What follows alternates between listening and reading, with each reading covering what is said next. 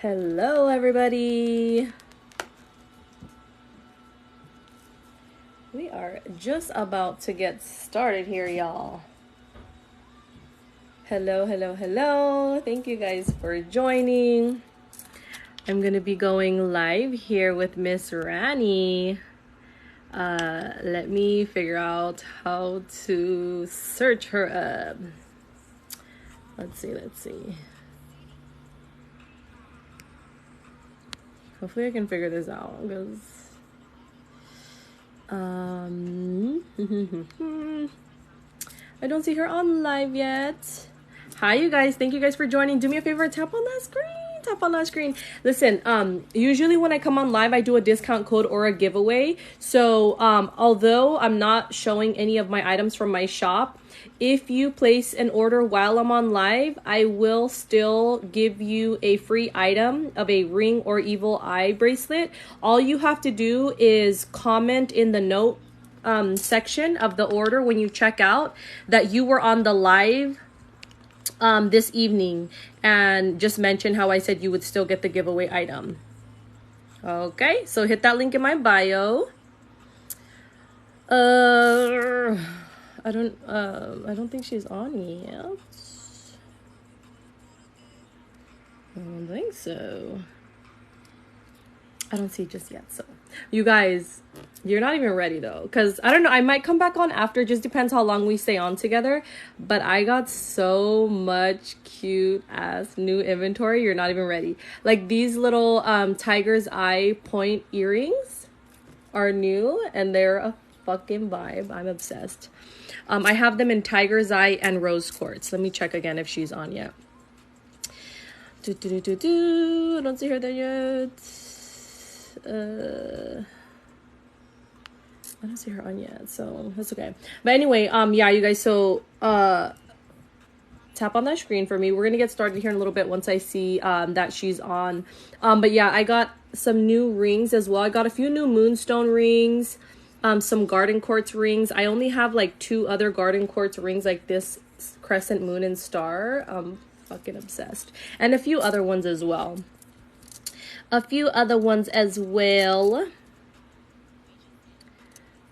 Let me see. I'm gonna be right back. I'm gonna pause this so I can text her. Hold on.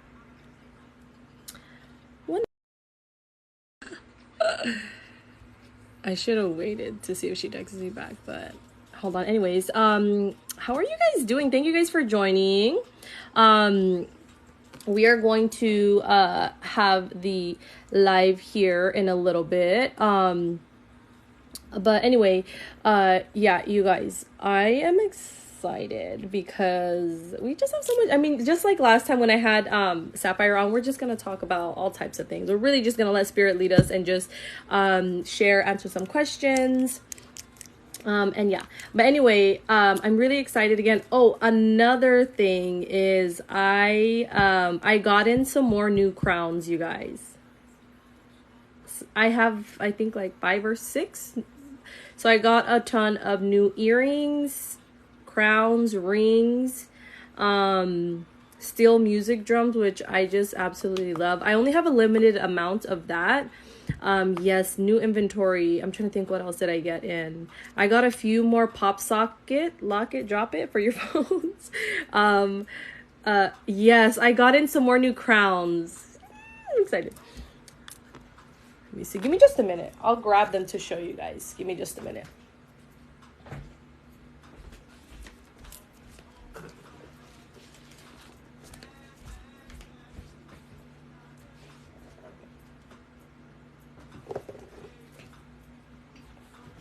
New inventory check. Hold on, let me see if she's on yet. Hold on. Hold on, pause. Give me just a minute.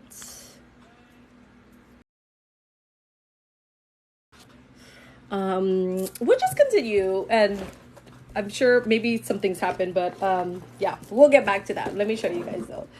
I'm so excited. They're so cute. So I still have. Oh shit.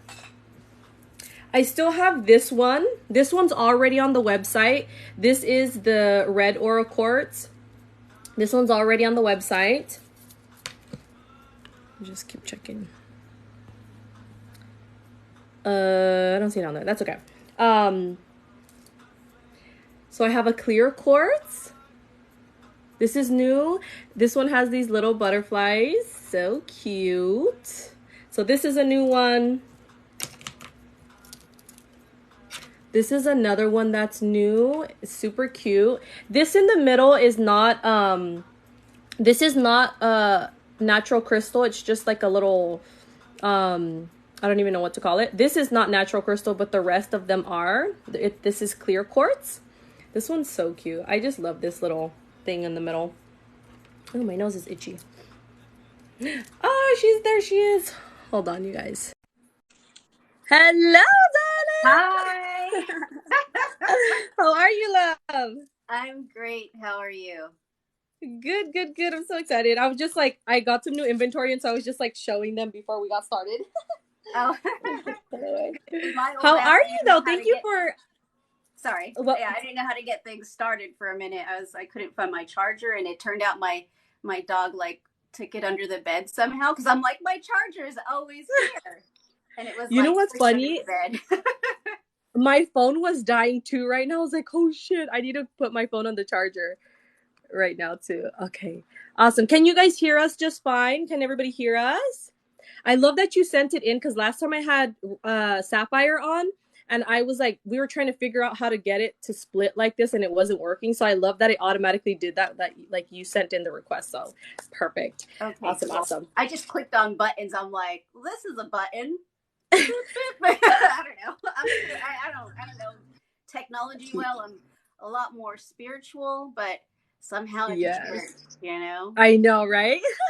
Awesome. Okay, so they're saying yes. So awesome. I'm gonna let you introduce yourself, Mama. There's so I was like, there's so much that you do, so much that you offer. So I know, if I'm you like, want to I'm take all it over away. the place. Okay. Okay, so my name is Rannie Agogo. I'm an initiated priestess, a spiritual healer. I also do special effects and do creature acting. So I do a lot of things. So yeah, that's what Yeah. I do. I heal people every day. I work with spirits. I'm like 40% in the spirit realm, 60% in this physical realm. That's what I would say. Right? That's the split these days. Yes. Multifaceted, multi-talented, y'all. We have another Pinay queen on here. Thank you. Thank you. Yes, awesome. How was your full moon, babe? How was it the other day? How are you feeling? What was the energy for you? It was actually pretty great for me because I'm a fire Yeah. sign. I'm like, yes, the fire. Let's burn some shit and do the things. I did a little ritual and then I also had some sessions that day. So it Yeah. was good. It was one of the better full moons for me, I would say. Because Yeah, for the past sure. other I feel ones were that kind of too. like, yeah. What But was I've been that? doing, sorry. Yeah, the past other ones were like kind of funky, but I've been doing a lot of sacral work. So this full moon was like a good, I don't know, activator of that sacral work that Yes. I've been doing for the past couple of weeks. So, Absolutely. And you guys, if you guys were just tapping in, Rani just introduced herself. And you guys, if you are interested in her services, head over to, are you linked? Do you have your website linked on your TikTok? I think it says Magic A Go Go. Can you put links up there? It's Yeah, magicagogo.com. I don't know how to do that. Can I yeah, you do it should be now? able to, love. You definitely should. If you don't, because you have a big following, so you should be able to have access to that. If not, you guys, she has her Instagram linked, and I believe you have it there, right, on your Yeah, Instagram. yeah. Okay, yeah, so you guys can go to her website, book a session with her. Okay, and like last time I told you guys, if you book a session with her, honor the time. Okay, honor their time. If you head over and book a session with her, head over to her website, and then if not, it's magicagogo.com. Yep, that's Magickaugo. Yes, And yes, yes. my services are pretty much pay what you can because that was the message that I had from Spirit a couple months ago, or actually in the beginning of the year. And I was really nervous about doing that. I was like, pay what you can. That seems like I might like fuck myself doing that. But the day after I changed it to pay what you can, I had a really big client that basically gave me the same amount that will cost more than my car for one session. Yeah. So I was like, Yeah. okay, spirits, I'm listening. That's I will do spirit. what you can. That's spirit led for you, right? Yeah. Yes. Another thing I wanted you guys to pay attention to, you have your classes, and I actually watch them, and they're really, really informational. They really help me too. If you're just starting out on your spiritual journey, I believe they're like your YouTube page, your YouTube, right? That's where they're all linked, and also on your website. You guys, please go check it out. It'll really, really help you guys out.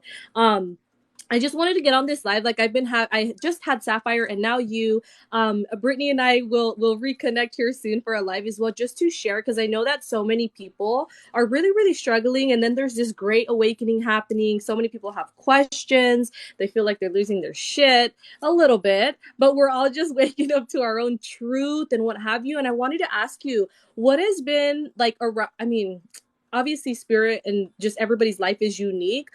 Oh, you're big. Mr. Tupac Sorry, I got. Corgi in the house. Mr. Conehead. I was like, your baby's here. I was gonna ask you, what have you been seeing lately with your clients that has been kind of like is there like a common type of healing area that you've been seeing a lot in with your clients, or has it been kind of sporadic? How has that been for you? Been If a we could lot. share with everybody. Yeah. So lately it's been a lot of people going through big changes, a lot of relationships dissolving, a lot of job changes, a lot of moving, and a lot of fear regarding all these big changes. And it's basically I clear the energy centers. I help them get aligned, and I help open the doors for them so they can release a lot of the fear that they carry, so they could feel more aligned, because the fear is the real killer right here, right? Because change, Mm-hmm. if you just flip the script, this is what I tell people when they're like, I'm Yes. nervous or I'm scared. Fear, it's the same energy as excitement, right? So if you just flip the script, you're excited, you're not anxious, you're not afraid. And I mean, change can be scary, but the idea of the change is more scary than the actual change, because Yeah. we're shifting into energies that are for our highest good at this time. So we got to look at ourselves, Mm-hmm. make the changes, and fucking go for it. I'm an Aries, so I'm like, yeah, burn that shit down. Let's go, Yeah, bitches. yeah. So, I love it. I love it. yeah. And you guys, if you have questions as well, drop them in the comments, or the question. I don't know if there's question box anymore, but drop them in the comments if you guys have any questions. Yeah, I definitely feel that too. And like I feel like a lot of the what's interesting that I've been seeing a lot is the ancestors coming through for the people that I've been working with. Oh my gosh, like and and and of course, like I'll tell them and they're like, yeah, that makes sense, but I don't know where to start. And it's interesting because I feel like with the people that I work with, it's something very similar to my experience. So I think that's where it's like their ancestors are like, yeah, this experience, share it with them. And I tell people, because a lot of us are so disconnected from whether it be our culture, our ancestors, the stories, our healing abilities, and what have you. And I tell people, don't doubt what your ancestors drop into your channel about where to start, because it is really hard if you don't have family that share stories or tell you about your grandparents, or any really family history. I felt so disconnected, and it really takes that surrendering and kind of submitting to that, you know what I mean? Because it here's the thing, to your intuition and your guides and your loved ones, your star family, and angels, and so on and so forth. A lot of times when you just start out, they're not going to tell you what you want to hear. They're going to tell you some shit that it's like, whether it's facing your demons, your fears, like you were talking about, and you gotta really just go, okay, what does it hurt you? If it's not hurting you or anybody else in your life, what does it hurt you? What does it hurt you? But do you have anything to share with that? Have you been having that as well, like ancestors coming through for your clients? Oh yeah, I think that I would say 80% of my clients these days, they think they're coming in for one thing, and I'm like, hold on. Have you worked on healing your relationship with your ancestors and cultivated that, because that's the key right now.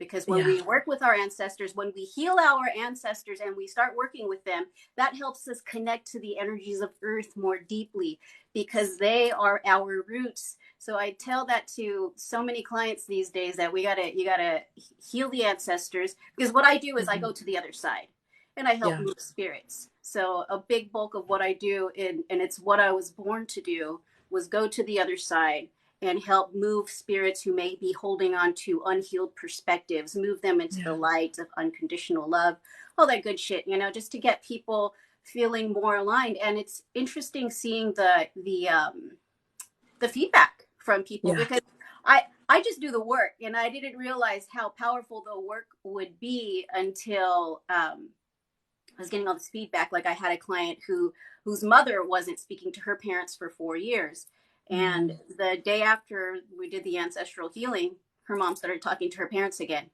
and she didn't Wow. fucking know that we did that. People Yeah. are saying, "Oh, my dad's usually really mean to my mom, but he's been real nice lately." And I said, "Yeah, that's the work of the ancestors. It softens Yeah. communications within the family. It's not just for you." So ancestors are so grateful when they say yes to the ancestral healing work, because Absolutely. it's for the whole line, the whole family. Yeah.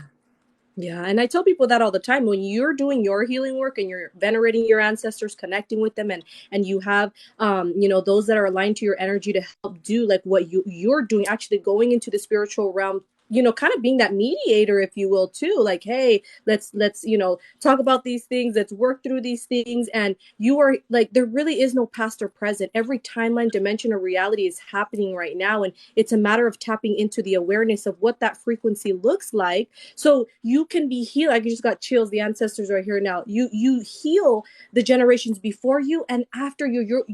Your descendants. There's Yeah, gonna be so connect. Ooh, I just have full body chills right now. Like, yeah. it's so powerful and it's so beautiful. I know somebody asked a question here. Which I will both answer, but I wanted to touch on something that has been kind of a switch when it comes to the ancestors coming through for some of the people that I've been working with, which is because for the most part, I'd say a lot of the people I work with is BIPOC, but I also do have Caucasian people that come to work with me, and sometimes they have difficulties for one, whether it be acknowledging kind of, you know, coming from ancestors that were colonizers, or and here's the thing, and I say this, I've made many videos about this.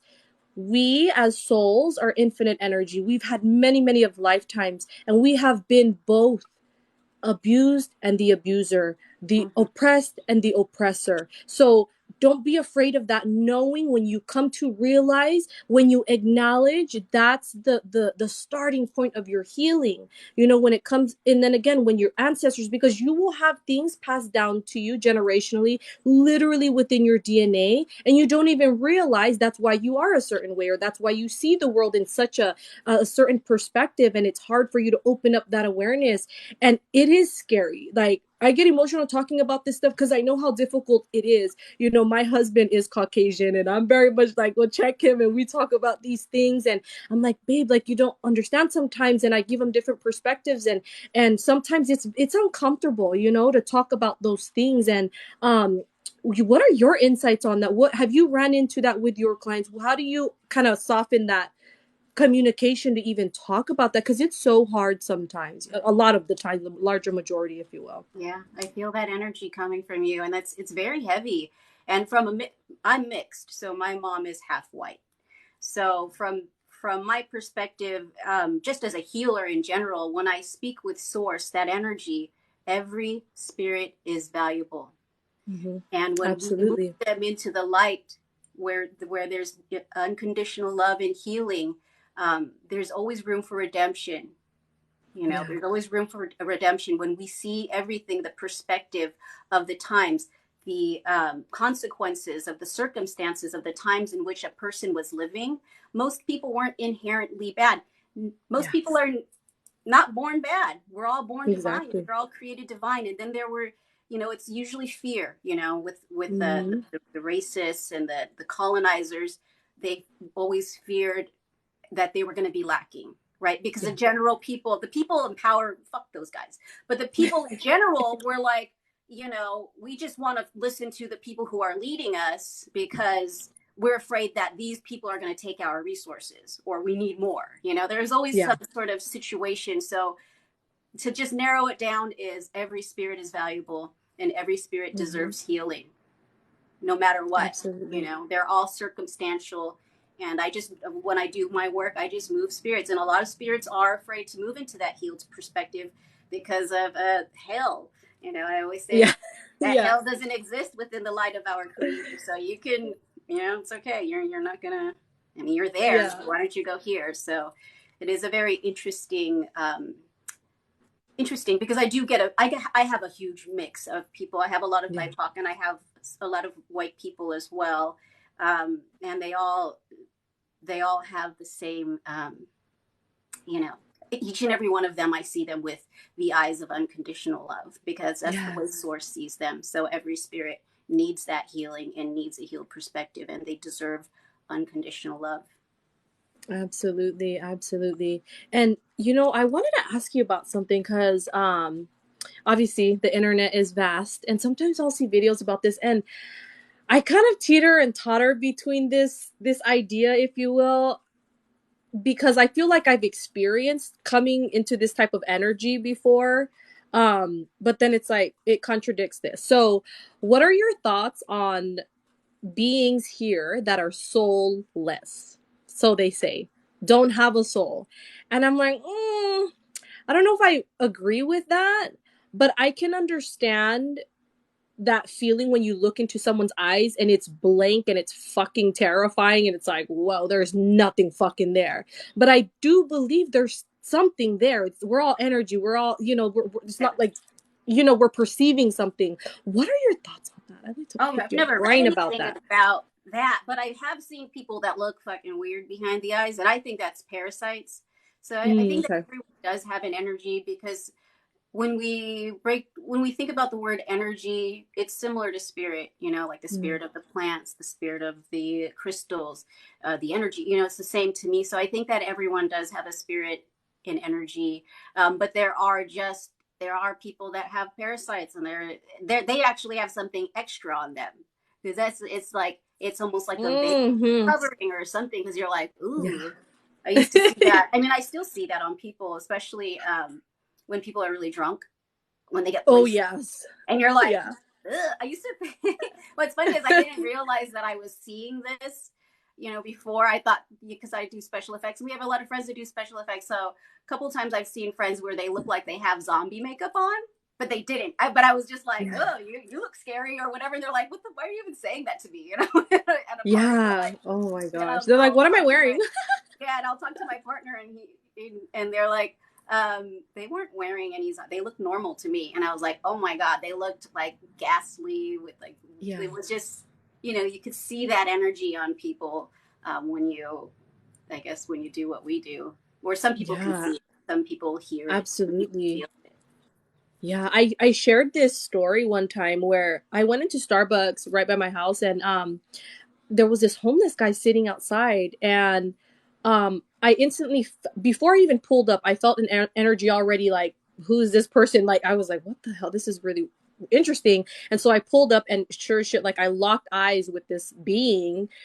He looks like a human being, but I instantly knew he was an ET and like in a human form, if you will. And I was just I had to just put a cloak over me because I was like, this is way too it's too close. Your energy is way too much in my aura field right now. I don't like this at all. I went to get my drink and I came back and then we started telepathically communicating with each other and I said, "Who are you? Like what do you want? Why are you what the fuck do you want? Why are you looking at me like that?"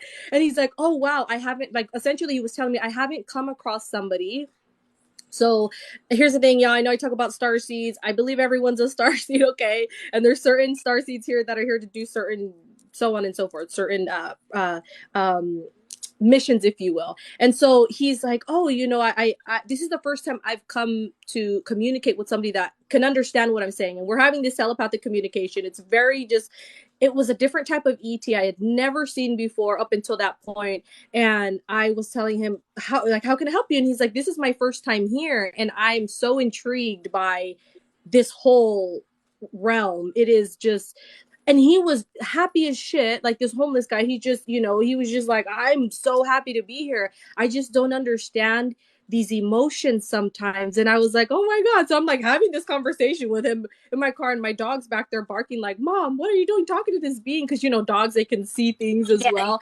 And I was just saying, like, it is very different down here, but make the best of your opportunity down here. I'm sure there's a reason you're here. Learn the lessons or what have you, have fun. I was like, but don't do that. I was like, don't like. And he was like, I was just really attracted to your energy. I'm like, okay, great, cool. And then after that, I left, and I just like, and kind of cut that line of communication in court. And it was very just intrusive is the best way I can describe that. But it is very interesting to open your awareness up to that, and your mind, your human mind, if you will see this as a human being, but you can see the other type of entities that they are. Do you kind of see life like that now too, oh yeah, would you definitely. say? And but Yeah. when I go out nowadays, I'm always pretty much blocked off to just protect my energy because I do so much energy work every day. I don't have time for that unless it's important. Like I let Yeah. my guides do, choose. But yeah, back in the day before I started doing a lot of work, I was always just like, wow, I'm like literally talking to especially people who are unhoused. I would Yeah. have sort of conversations with them with my mind, and I would just try to send them good energy. I just Yeah. send them good energy, and then I released like all that stuff when I get. But back in the day, actually, before I would release all that shit, I would just be like so upset the rest of the day. Yes. It was just like, why am I so upset? And it's like thinking back, it's like, oh, because I was taking on all these energies, like going to parties and shit. I'd be so Yeah. like. I need to recuperate like 3 days or something, but now I'm just like, oh, Yeah. protected, much more protected Yeah. these days. And Yeah, seeing absolutely. spirits. I try to remind people to do that. And a lot of the times, and I tell people, everybody's journey is unique. The modalities in which you use in your journey are going to be unique to you. But if you can just remember this, the power of intention. So if you can be intentional about, hey, I'm about to go to this family function, or I want to go here, wherever, protect yourself. Put that, like, envision a protective cloak over you, however it looks. I tell people mine looks real sparkly and pretty. I love it. I like, that's how I picture my protective cloak. Like, that's how I make it look for me, and then I know sometimes if something is really trying to come at me, the answer, like, I know this, girl. It is fucking insane when you're fucking protected. You just know that shit. You can just feel like all these entities that you work with just right there, ready and willing. And here's the thing, y'all, that everybody that's on here watching, whether you're in here or you're on the FYP, every fucking buddy is protected, okay? But there is something about using your intention to call upon protection that makes it that much more like, Yeah, listen, this is not bullshit. This is once you believe it, though, because it's your life. You believe it or don't, but you could probably think I'm just fucking crazy. I am crazy. Okay, we're crazy here. We're talking about some real out of this world type of yeah. um ideologies to some people, but this is a reality for so many people, or that they're coming into this awareness. And I tell people this all the time, like, protection, not only in the physical, but also in the spiritual, is so important. And that's also when we talk about boundaries, because I can feel the energy of, if not everybody on here. There's a reason why you're in this live right now. There's something to say about your soul's purpose and also working with others. And a lot of the times, we get real excited and we open up our channel, and then we're not even realize, like you were just touching on, like going out to parties and then feeling super drained and not realizing you were taking in all of these energies. Like, you got to move that stuff out. There's a reason that you can tap into that energy and know what it is, but it's not for you to take it on. And I tell people that, identify as being an empath. I'm like, that's just a label. Everybody's empathetic for the most part. It's, what do you do with that energy? And what other I guess, like, protective, I don't want to, spells, I'm not really like a spell type of, I mean, I'm not gonna say I'm not a spell type of person. My fucking words are spells. But like, what do you recommend to your clients or the people that you work with, or whoever asks you, like, what do you do to protect yourself? What do you do? Like, what is there anything, or any kind of tips or tricks that maybe we could share with some It's people that like you give to? Yeah, I feel like you touched on a lot of that. It's the intention that you're protected. A lot of people tend to also have this preconceived, like they anticipate something bad's going to happen. You know what I Mm. mean? And it's like, that's the last thing you want to do. You're like, oh, I know that if I go there, this is good. And it's like, you're setting Yeah, yourself gotcha. up. Yeah. You're already anticipating it. You just got to know you're protected. It's a knowing. And they're crystals, you know. You could wear Yeah. smoky quartz, black tourmaline, tiger's eye, the darker crystals. Those are very protective. But really, the what's more important than any crystals is the power of your mind and your intention, calling upon your ancestors, your healed Mm. ancestors, your guides, your guardians, all of that stuff. If you feel like you're going to be in a situation where you need protection, what I personally do is I call in my guardians, like and I call in like my elementals before I go anywhere where I know there's going to be a lot of people.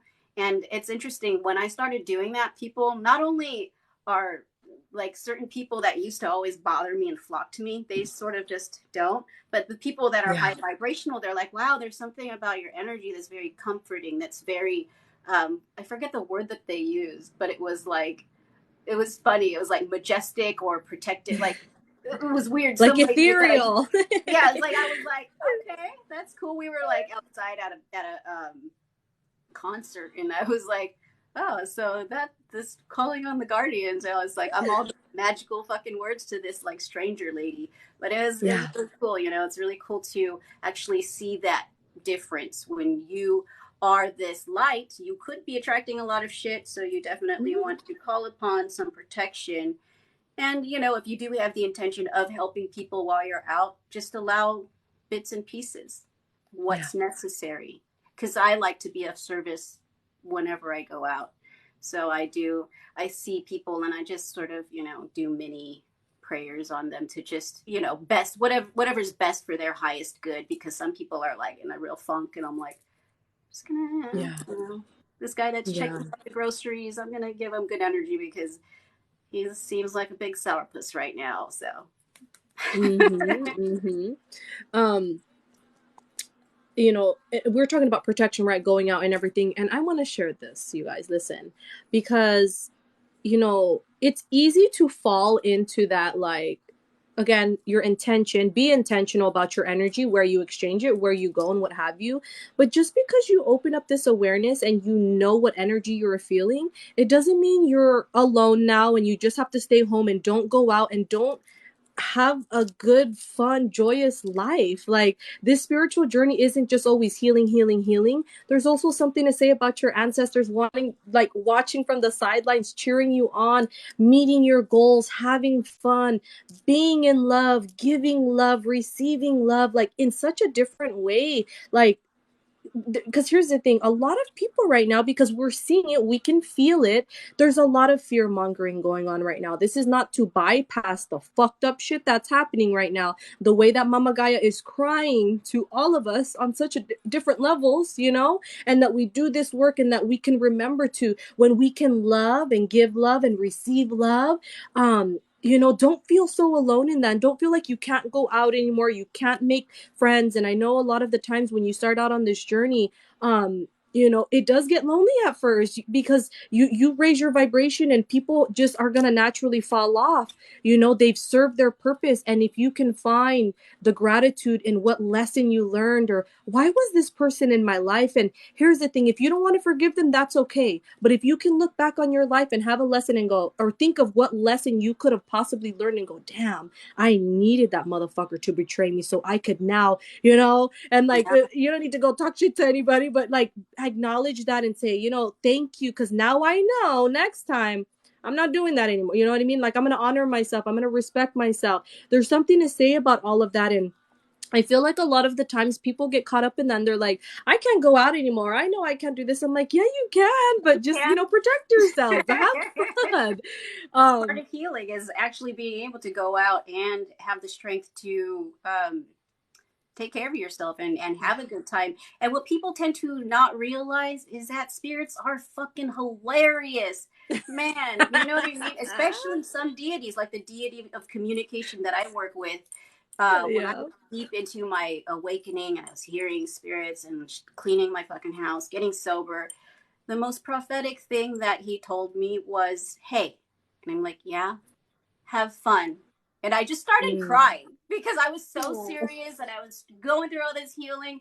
And I'm like, dude, yeah, I forgot to fucking have Yes. fun. And that's what magic's all about. That's what this transformation is all about. It's so that we can heal, that we Yeah, can change, and we can enjoy life and continue to exactly. create change. Because if we're not enjoying whatever it is that we're doing, or it's not even meaningful, it loses meaning when we're not enjoying Yeah. what we're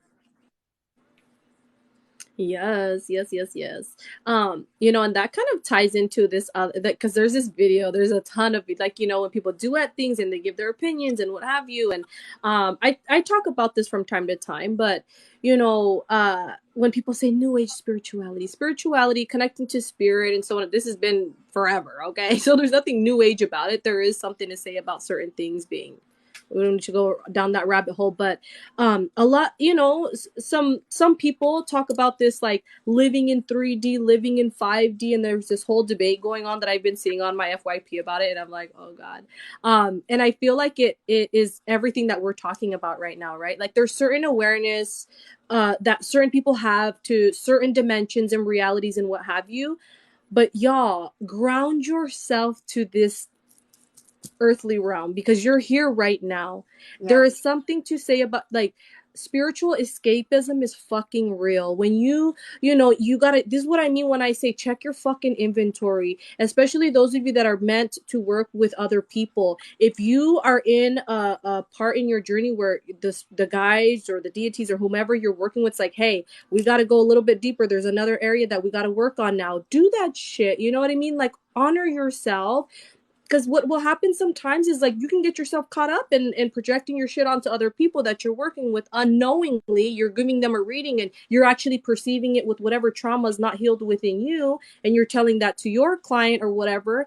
And it's a disservice not only to the person you're working with but yourself as well, to not honor yourself in that way. And we're not perfect, you know. When we wake up to these realities and we work with people, we fucking hurt too, we go through shit too. You know what I mean? It's not like all of a sudden I'm at this level and I'm fucking so enlightened that I don't have to do shadow work. I'm completely healed. Fuck no. Like this is, we're ever flowing energy, babes. I tell you this all the time. We're always shifting and changing, expanding, and damn, it's a really beautiful fucking ride to be on.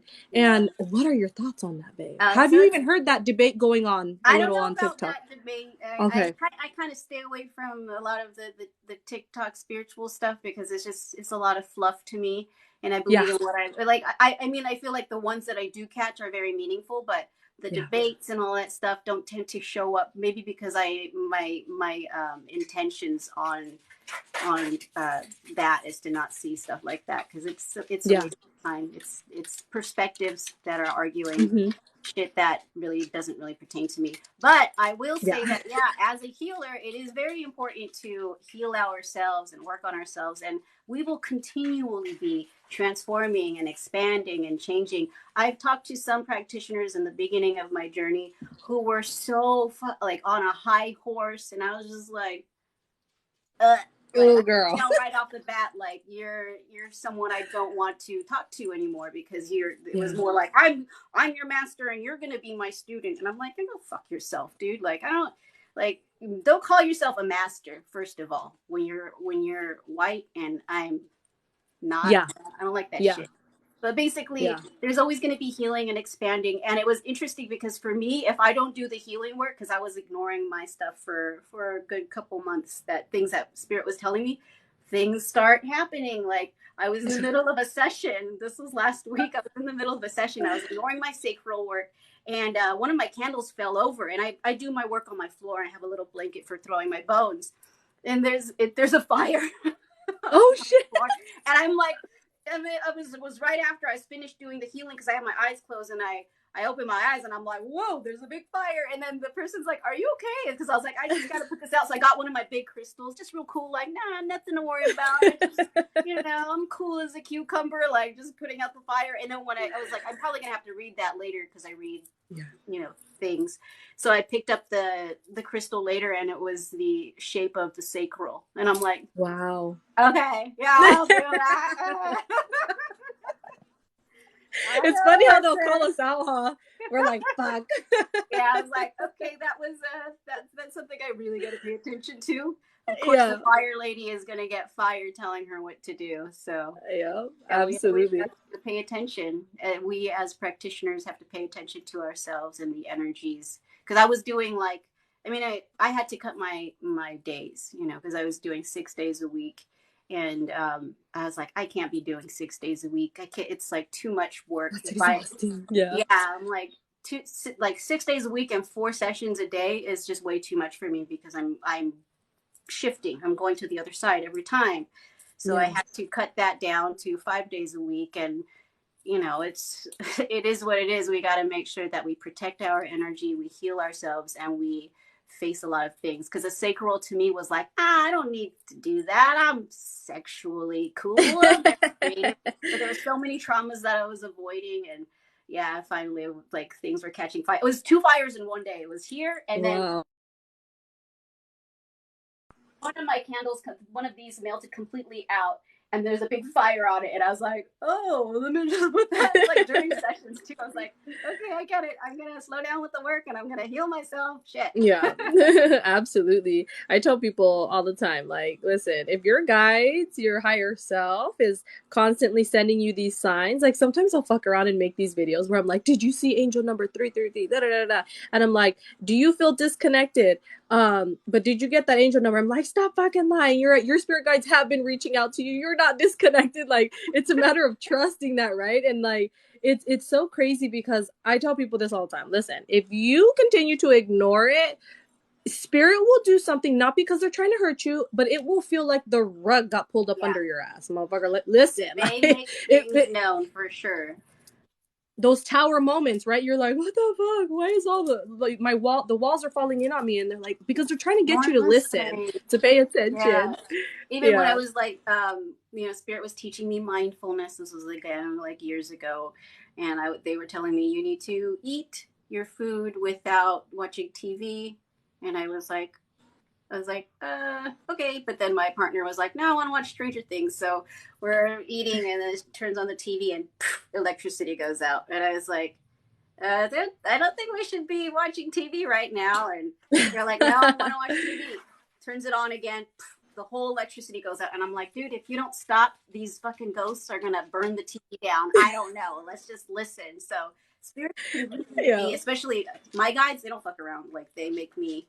Yeah. They'll cut the whole fucking electricity shit. Yeah, I know. I'm like, okay, that's the thing. And that was when I Yeah. learned that spirits can really affect electricity. That's why I was like, I need my charger because even if it's like almost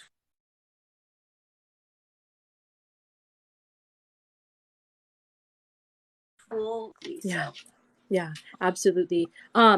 I wanted to talk about something really quick before we answer some of the or one of the questions, and then whoever else asks questions in the comment section. But you know, because you touched on a minute ago about some practitioners that you had known and how they were like, "I'm the master and you're, you know, the student." Well, we're gonna get into that just a little bit here because I know y'all have been seeing those videos about Miss Tealy Teal over there and what the fuck's going on with all of that. And listen, you guys, if a practitioner, if somebody you are working with, I tell y'all all the fucking time, use your discernment, aka your better judgment. If somebody keeps telling you, you have to keep coming to me, I am the only one that can heal you, I am the only one that can channel your spirit guides, run, don't walk, bitch, because it's a fucking lie. It's manipulative. It's not okay, and it's not doing right by you or them. Because here's the thing, it's easy for people to fall into their spiritual ego and power hungry trap and pedestal, if you will. Listen, we all are this beautiful energy and we share this collective consciousness, right? So there are certain things that, listen, I can do that maybe Rannie can't do. Rannie can do that I can't do. Everybody's unique in their journey and their path. And if you have somebody that you work with that's like, oh, that's not the truth. No, and they don't honor your truth, you should be mindful the next time booking a session with them, because we are not here to tell you how to live your life.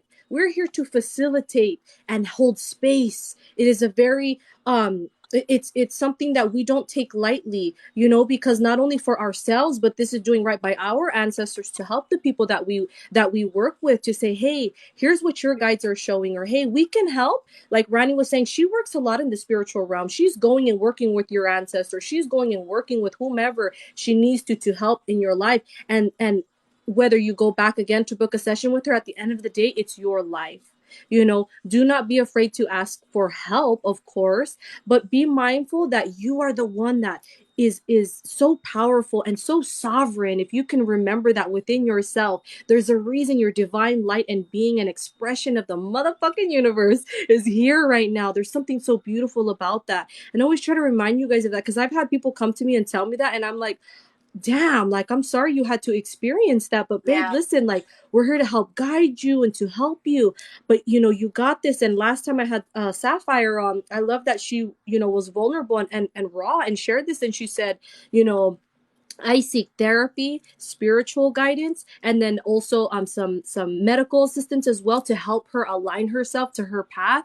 I'm like, you guys, because you're gonna hear people say, you know, uh some people will say this and whatever, that's whatever they're gonna say, but just pay attention, okay? Like, there's something to say about spiritual guidance, mentorship, and what have you, but sometimes therapy is another tool, it's another modality. I'm not a therapist. If somebody Mhm. comes in session and they're looking for that type of healing modality, you know, it's not to say the work that I do isn't a form of therapy, but I'm not a licensed therapist, right? So I always say, hey, if spirit's saying, hey, why haven't you gone to therapy, you know, maybe look into therapy or what have you. Like, pay attention to all of these different signs, because you guys, it is so easy, especially with those of you that are feeling really vulnerable right now, feeling like life is just shit, it's not getting better.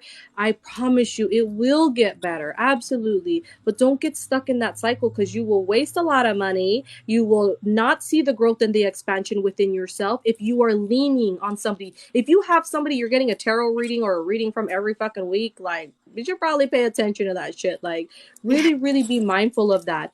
And I, you know, when I started out doing this work too, especially if you are meant to work with a collective, like, I had somebody that I had a reading with that I looked up to. And once they knew that I activated my own psychic medium abilities, because when I was just speaking in tongues, channeling light language, healing through that, it was like, go, go, cheering me on, cheering me on. And once I started tapping into being able to channel spirit and other energies, they were like, that's too soon for you. Don't do that. I'm the only one that I was like, Yep. That what was the fuck? exactly what I got. That's what I got. It was I like, was like, excuse me. yeah, they were like, this person was like, what you're doing is very dangerous. And you are not taking the steps that, and I was like, and they're like, you're Yeah. being very bold and very, and I was just like, dude, like my Oh my guide, God. I have been very like cautious with what I've been doing. My guides have been pushing me to do more. And they're like, that kind of nonsense, listening to guides, you could be listening to anything. And I was like, this was in regards to a friend, a mutual friend that was wanting to commit suicide. So I did a Mm, healing on them. And then yeah. this person was like, how dare you? You don't have these gifts. You are dangerous. And I was like, what? It was Fuck you. insane. And then but then what's crazier, there's Oh a my plot twist. She was I believe she was involved with hexing this person, which was making this person feel this way because she's actually friends with the person that he now knows was hexing him at the time.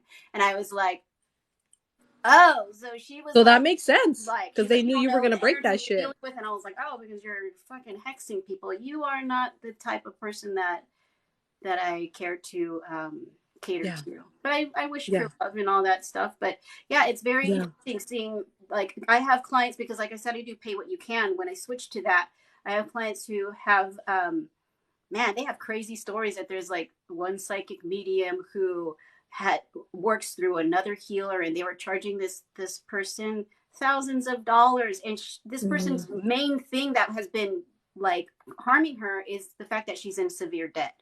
And they would say Oh things my like, oh God. well, we have this money spell that we can do for you, but we can't do Yeah. it for you until you have payment. We can do payment plan, but we won't do it for you until the full payment goes through. And I was like, that's like Mm-mm. just Yeah. volatile, gross, and like, and she didn't know who the healer was, so it was a medium friend, and then the medium that she was working with, she was like, just call her psychic boss, and I was like, this sounds like a fucking scam. I was like, Jesus Oh Christ, like, my god. like Yeah. weird. Like, Yeah. there's a lot of swindlers out there, and Yeah. it's very it's very unfortunate, but you guys gotta really use your discernment, like you said. You Mm-hmm. use your discernment, and yeah, look out for practitioners who want to see you all the time. People go to me after the first session, they're like, oh, when can I book you again? And I said, Yeah. follow your heart. Wait at least a month, I say, because I Yeah. want you That's what to I say too. integrate these energies. You don't want to. I know Yeah. it feels good because when you do the healing, you feel like you're high, and they're like, oh Yeah. shit, Yeah.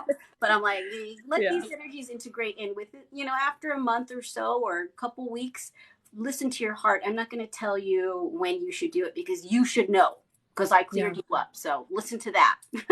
Yeah, exactly. That integration process is so important after you get a healing or a reading, integrating what was shared with you or channeled to you. It's really, really important, um, for you for sure. And yeah, it's so crazy that we both experienced something similar to that. It was fucking insane. Yes. But So, mm-mm. but we're It, bad bitches. We're like, I'm like, dude, like if you knew the shit that I've been through, and then your dumbass is trying to tell me that powerful magicians, like you can go fuck yeah. yourself with those magicians. I don't care. Like those magicians are probably fucking dolls in her apartment. I don't know. Fucking That's crazy right. ass bitch. Yep. I'm sorry. I was mad. I Yeah. was mad. I'm not like that anymore. And But like at the when time, you I was just like, dude, like, who are you, and why are you talking to me like this? When yeah. I'd known her for like 10 years, and she was just like my Yeah. nice, cool medium friend.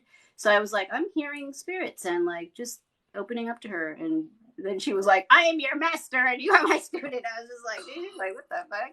And she kept telling me that, Mm-mm. oh, I'm the one who helped activate your gifts, and my spirit guides were like, no. And I was like, okay, trying to be nice to her until Yeah. she was like flipped out. And I actually thanked her for that, because I was very vulnerable at the time, and Oh my god, what happened? Oh my god. Are you guys just seeing me too right now? What the heck? I think her phone probably died. Oh, hold on. Oh shit, cancel, cancel. Ah! What the heck just happened?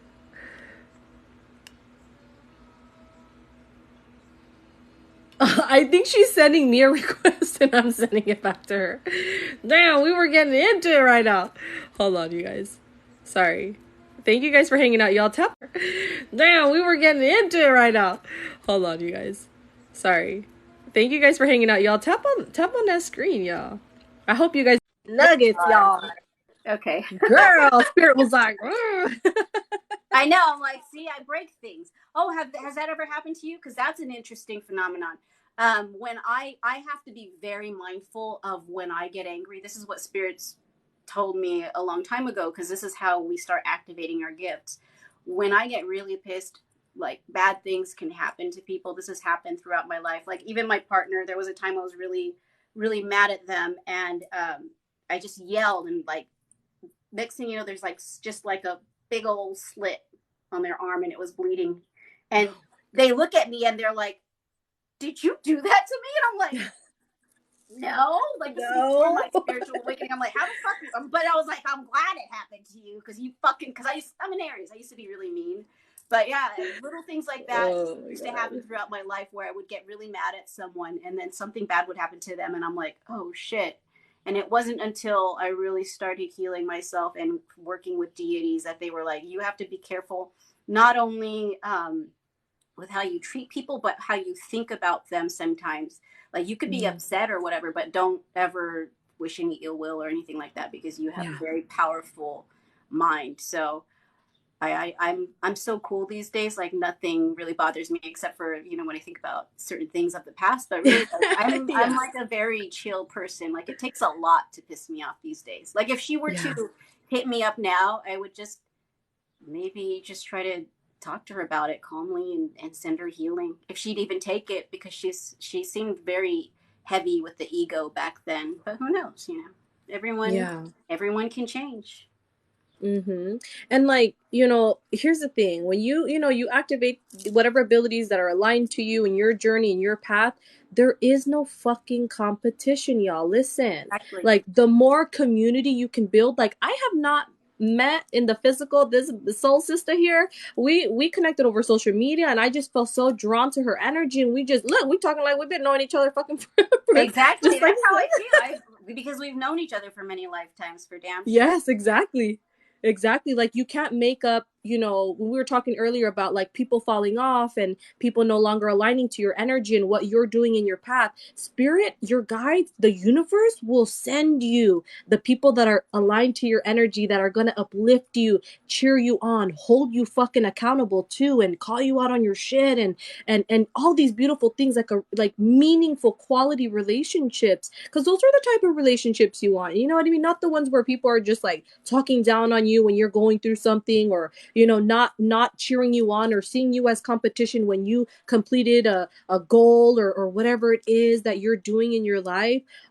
Know that you will come into the energy of others that are meant to uplift you and really just be on this journey with you, and it's a really beautiful thing. And I don't have that where I like physically like, you know, out of anger will like cause something So like that I've to happen, made but like candles the explode and everything. Like there was a time when I was doing an intense ritual and was really upset about something because I was doing a healing and I had a candle explode and I was like, that like snapped me out of it. I was like, oh shit. And around the time when all the BLM stuff was happening and then I read about mm, things that were happening, I had a candle lit. It was on this candle holder and I was just like, there needs to be change. And then I just felt this like energy and it exploded and I was like, holy shit, like I gotta like yeah, be careful. yeah. And that's another thing too is like those of you that can tap into the collective consciousness, that shit's heavy. You know what I mean? Sometimes it's real heavy. You tapping into all the things that are going on in the world, and it's that much more important for you to really ground yourself, clear the stuff out, alchemize it, send it with love and healing, and do your part. And you know what's interesting is I actually was talking about this on my live the other day. It was like, or actually in a session with somebody. I was saying, you know, sometimes like you don't even realize, say you're driving by a place or something and all of a sudden you feel this activation of energy, your soul knows how to anchor in that energy in that space and heal it. Like people don't even realize they have those abilities too. Do you know what I'm saying? Like I feel like you do that. I said that to someone the other day during a session too, Did you? because they were talking about how they have like feelings about museums and like how they don't like it because they steal things from people, but then they really felt like they had to go see this piece in a museum. And I said, Yeah. I think you should go see it because you don't know, you might be like sending healing or activation to that Mm-hmm. piece and you're and receiving activation and healing from that piece. So yeah, it does suck that it's in a museum, but at the same time, if you're feeling called to go there, just Yeah. go. And so that's interesting because that was just a couple days ago that we were having It a for me similar too. conversation. You know what I mean? Yeah, it was something that I hadn't have come through in a session before, but I was telling the gentleman, I was like, yeah, I feel like you're a dancer, and I feel like that's a form of you channeling and alchemizing energy. So I feel like sometimes you're driving by somewhere, and all of a sudden you feel like your body wants to move, and he was like, yeah, and I was like, yeah, that's what it is. It looks different and unique, and I'm telling y'all, embrace your fucking weird, okay? Because some of this shit, like people are like, "What are you doing?" Like there's just different, unique ways that you can channel and move through the energy, and it's just it's so beautiful. Like I tell people this all the time. I'll be in public, like I did it today. We went out to eat at this beautiful little cafe, and I like will just do this thing around myself. I don't care if people are seeing me, and of course, some people aren't as comfortable or confident to do that, and that's okay. Again, your intention is what's going to help you. Whatever it is that you feel called to, you know, to do and to help you when you're feeling that energy. There are so many of you on here on this live that I can feel that are anchors of light that can integrate that you know, that dualistic type energy and know how to work with it. You know, there's something to say about that. We talk about light workers, shadow workers, and people that know how to go into, you know, those deeper, darker realms. Don't fear that shit. Like you literally are here because you know how to. You know, you faced your demons, or maybe you don't even realize you have, and make your fucking demons your homies. And demons aren't all bad. Like this whole idea that demons are bad and this and that, that's just the church Yeah. indoctrination, programming, conditioning. I mean, Yeah. we can get into all that too. Like there is really no bad. Like there is a purpose to every energy or entity that we work with or that we identify or that, you know, come through in session. You know, like you were talking about parasites and you know, I've had a few sessions when it first started, like my Lola was like, I was like, am I gonna cancel this session, right? Like this is kind of heavy. And she's like, no girl, this is what we're doing. She's like, I'm not gonna do it for you, I'm gonna walk you through what to do, but you need to talk to this entity so you can understand where it came from and you can help the person that's here and you can heal them. And it was like, you know, and sometimes these energies, they do get irritated with people that can talk to them and that can see them because they are so, you know, hiding and doing these things. And when you can communicate with them, sometimes you're going to fucking battle in the spiritual realm. Sometimes you are like, you Yeah. gotta go, like you don't belong in this vessel, this is not your vessel to inhabit, you gotta go, I know why you're here. And they're like, and I actually want to get into a little bit, I just made a video about sexual life force energy exchange, and that was that situation with this person. Like this entity was taking up space in her vessel, she was exchanging energy with this other person. I'm like, your partner is not a bad person, they're not a bad person, neither is this entity, but here's where it comes from, here's where the trauma is, here's where the, you know, density, if you will. And you know, it just it's not something that you just snap your fingers and you get over, or you just like wake up and you're not afraid anymore. It's something you work towards for sure. And yeah, I'm sure I'm gonna come into entities where I go, what the fuck is that? You know what I mean? A lot of times people even think, you know, if it's an angel, it's gonna feel good. High vibrational entities like that are fucking overwhelming to be in the presence of at Yeah, times. you feel like Like you're you on acid. I don't know if you've ever done for acid, but that's what deity feels like. And that was how I was yeah. feeling for like a whole month after a lot of things were getting activated. And I was like, when will this end? Like, I feel like I'm losing Yeah. my mind. Everything's so intense, and you feel like everything's vibrating, literally like you're on acid. So it's way overwhelming to work with deity Yeah. all the time. You probably age a lot if you're working with pure deity energy all the time. So Yeah. yeah, I you work with the actually helpers of deity. That's what I heard. Like that's more yeah. like a conduit between those energies because it's so overwhelming. You want to cry, you want to release. You're in this super powerful stream of energy, and then you need to Yeah. take breaks Yeah, from it. I don't really work with deities in my sessions, and I don't know if that's gonna come later or not, but I don't really work with deities, so I have no say so on that. I work like when I started to do this work more with cosmic, angelic, elemental energies and spirits and ancestors and things like that. Um, has I think you actually shared this with me when we were talking about the DNA test and stuff, how the deities came to you when you were a child. So Yeah. for some of you guys, hey, like I don't know if you want to share that experience, because there may be some people on here that have didn't even know, you know, and they're like, Oh wait, yeah. So yeah, different deities throughout my life have showed up, and sometimes I didn't really understand it until I got older. But there, a lot of them are my patrons now, and with deities, working with deities, you're never stuck. I've seen. That's again why I'm like, oh, with these witchy pages, and they say certain things. That's one person's perspective. yeah, So the way I see it is I see deities as teachers. Every mm, deity I've worked with, they're not like jealous if I work with other deities. I'm allowed to have different deities on different altars. To me, a lot of deities are the faces of the elements. They're avatars of the elements. mm, You know, the deity of lightning, the deity of divine feminine healing. There's the deity of communication, and they all are sort of similar energy streams that have specific jobs, and that's to yeah, teach us as practitioners and help us amplify our healing works. So working with deity, and it's interesting too because I've had different deities from different diasporas show up to me, mm, and it's not like I was, you know, in the beginning I was getting a lot of African Yoruban deities wow, showing up for me. I didn't choose them. It wasn't like I was trying to appropriate anything, and I see a lot of that stuff now online too. And it, when the deity comes to you, there's no fucking denying it. And I would yeah, like, there's no debating it really. It's just like I know what I experienced. I know the powers that were coming to me, and I still love and revere them and see them as teachers on my path that have yeah, helped me on my path. And they actually, it was working with the African deities that showed me to work with my ancestors because they're so mm, similar. They're very similar in name. They're very similar, the elements and the stories. it's uncanny. Like it's Yeah. really interesting, and that just shows like the we all come from, well, my perspective is that we all come from one source. I Mm, see that all the deities, all the demons, everything, everyone comes from the same source. Everyone just has a different perspective of source, you know. yeah. So working with deity to me is very empowering. I've never feared deity. Well, in the beginning I did, because I was like, this is scary. And what is, especially lightning deity? I have altars for all of, I have 9 altars in my house.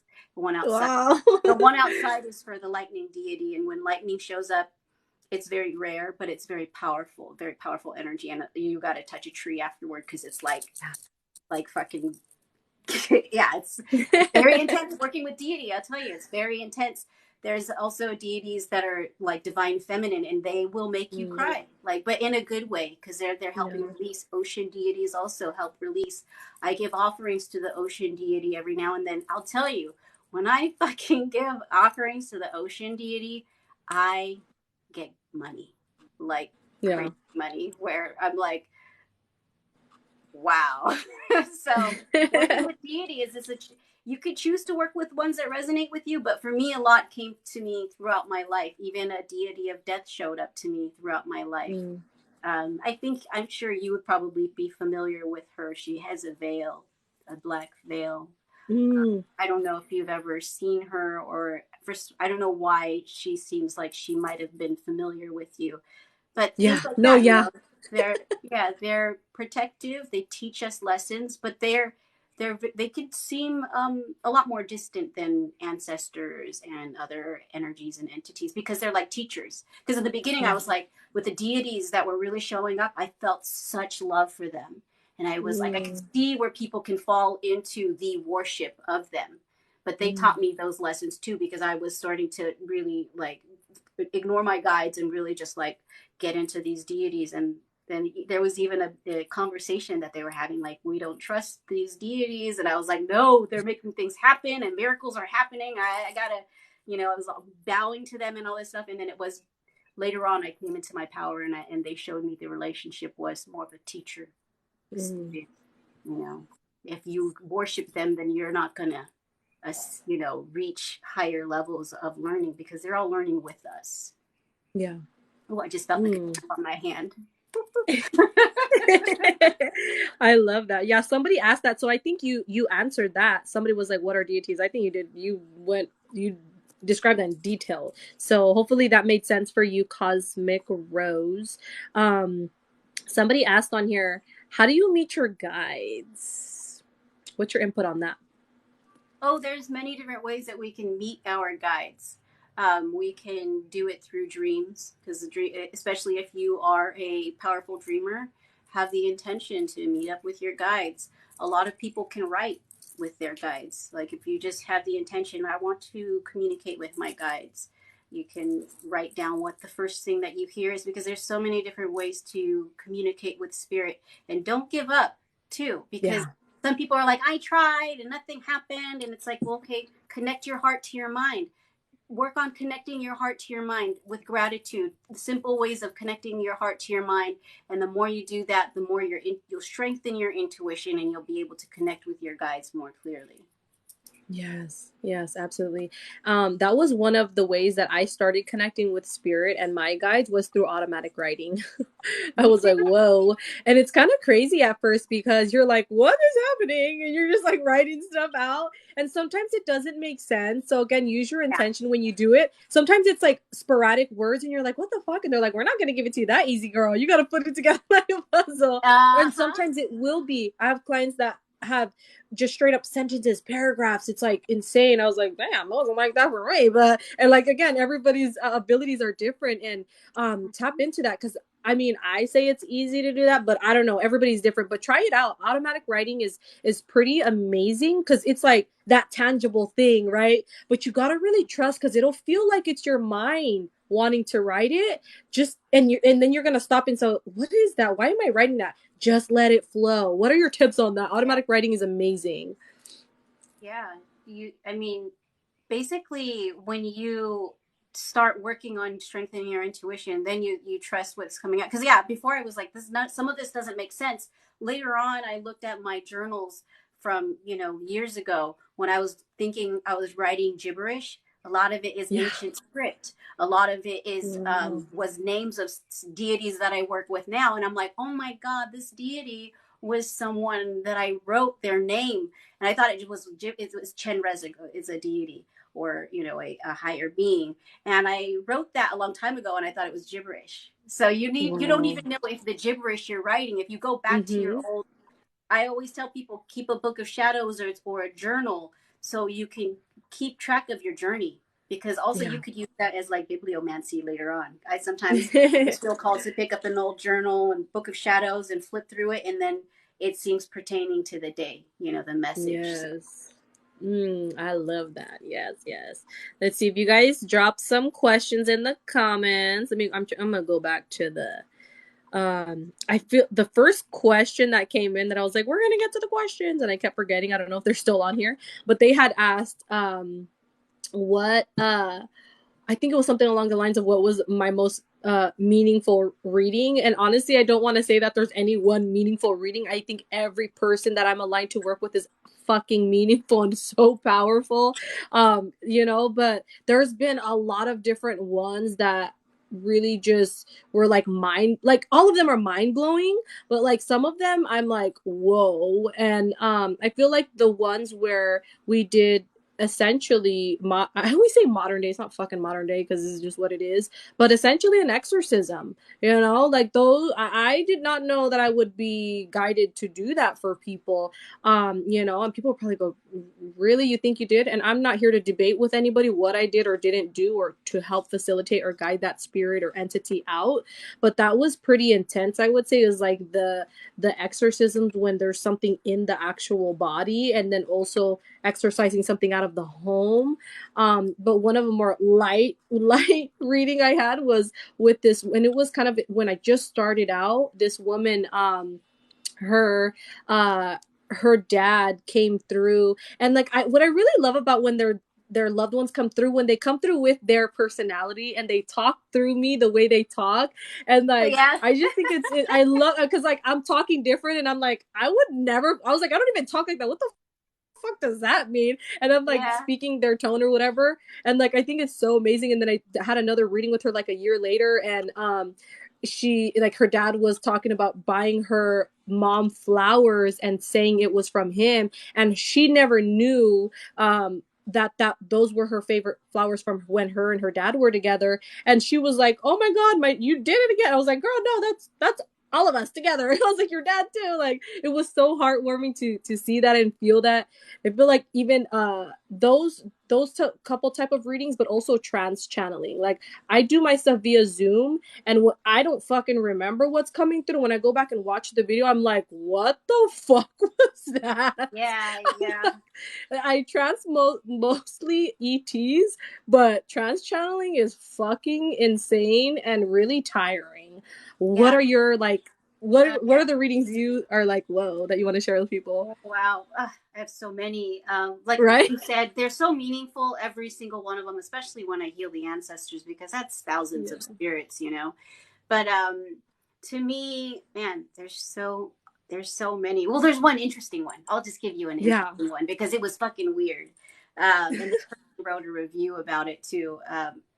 So she booked a session with me around the time that her Lola was going to be was in the hospital, and it actually turned out that the session landed on the day of the funeral. But there, Oh wow.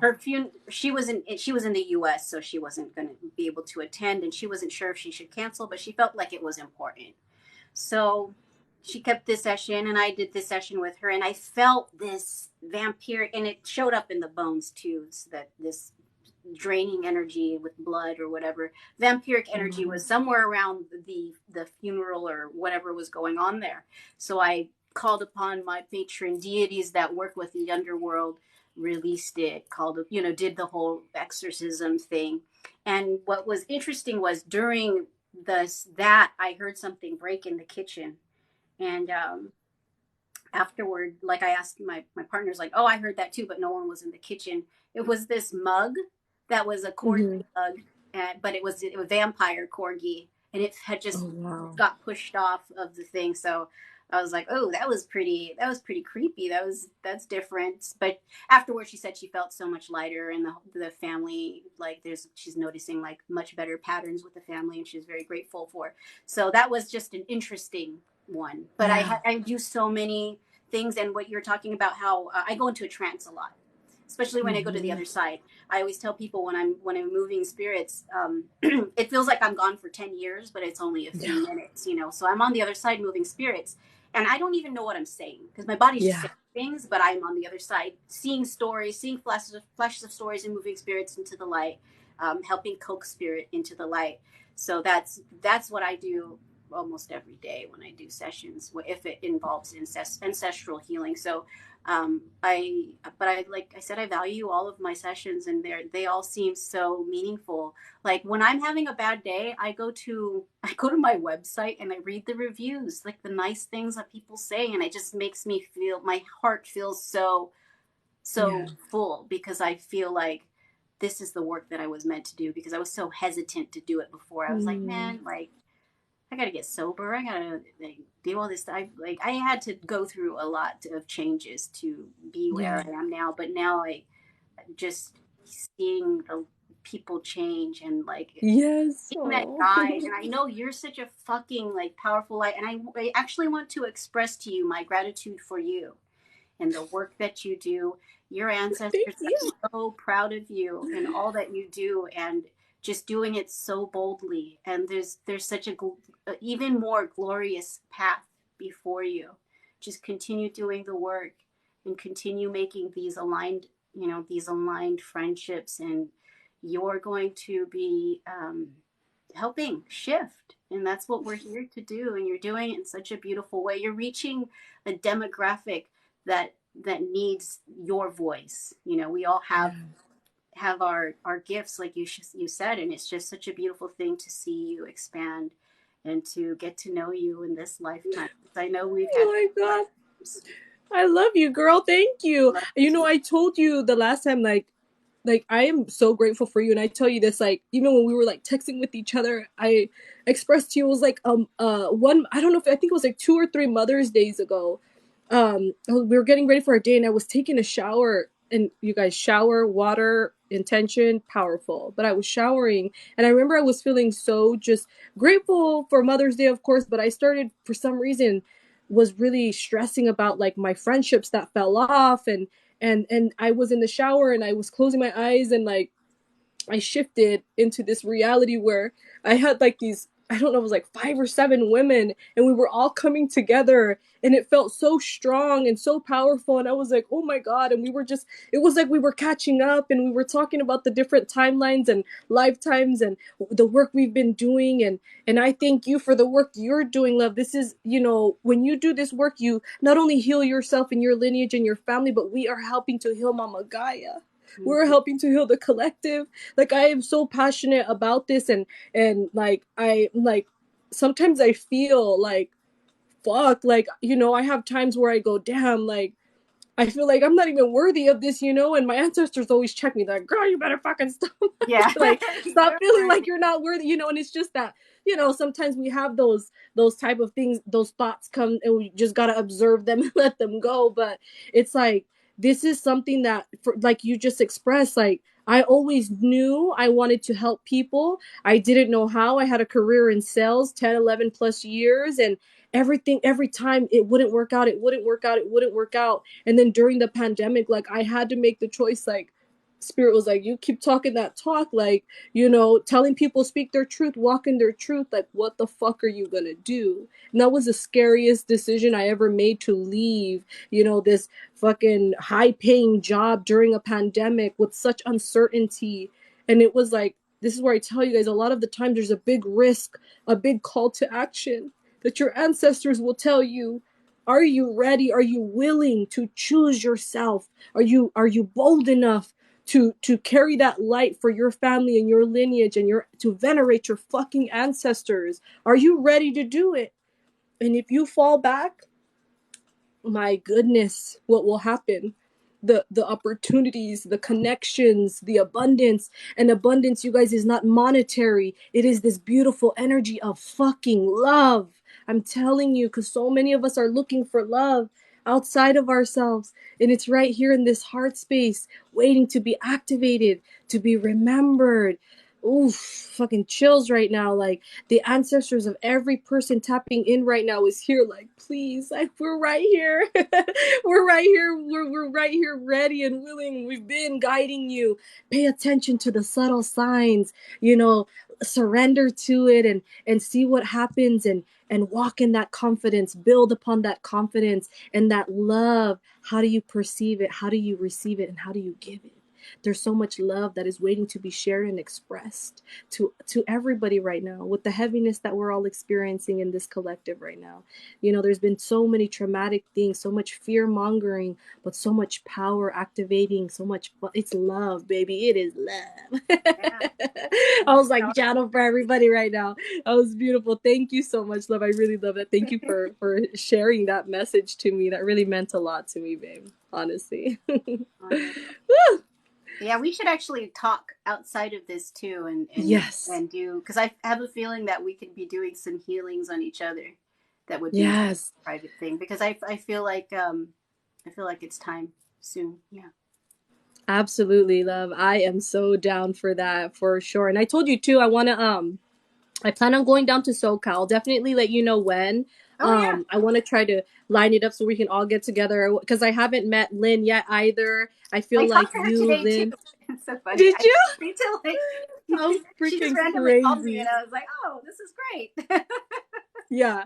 No, Oh my God. sorry. Yes. I feel like, do you guys live near each We're both in other? LA, Excuse me. so I haven't been to her house or anything, but I'm pretty sure she's like not too far from me. Yeah. And you know another thing too, babe. I put it out there in a video today and I know I've seen it happen and what's interesting is it's not interesting. There's no fucking coincidences, but I know that it's not just me, but I've seen future timelines working with others, probably you and Lynn and whomever else, where we do in-person healing sessions and workshops and things like that. I'd love to talk to you about doing that as well. Yeah. Um, you know, and of course being mindful, like because I don't know what capacity or how many people, like I haven't yet to do something like that, you know, in person, but I definitely feel like that human connection in person is really powerful as well with people, because I don't do sessions in person, but when I'm out in public sometimes spirit comes, sometimes there's stuff being Yeah. shared, but I Yeah. think doing like in-person type of healings would be so amazing, and I'm looking forward to it because, I just got excuse chills. me. I just got chills because I'll send you this, because I do canalization when spirit tells me to. I'm going to send you Uh-huh. what I wrote recently. I think it was the other day, because I think that has something to do with us and this that you're talking about. So, Wow. yeah, Yeah, absolutely. I'm telling you, I've seen it. I saw it. It was so freaking amazing. I was like, oh my God, yes. And this was before knowing any of you, knowing you, Lynn or Sapphire. Um, yeah, and I see my girl Shahira too. She's up here in the Bay. I've seen her in this vision as well, in these visions. And it's so powerful, you know, when it's not something that's just limited to women, you know what I mean? This is women, men, a non-gender conforming babes, everybody, you know what I'm saying? Like, this is something that's going to be so powerful. I mean, it's already powerful. But you guys, the truth, your truth is waiting to be expressed, and we're here to help facilitate and guide and help you remember. And it's just such a beautiful place to be in, for sure. And everybody has different walks of lives, you know what I mean? Like, there's many different age groups of people that I've worked with. Sometimes I'm Yeah. like, whoa, what do I know? But I don't. Spirit does, you know, their higher Yeah. self does, creator does.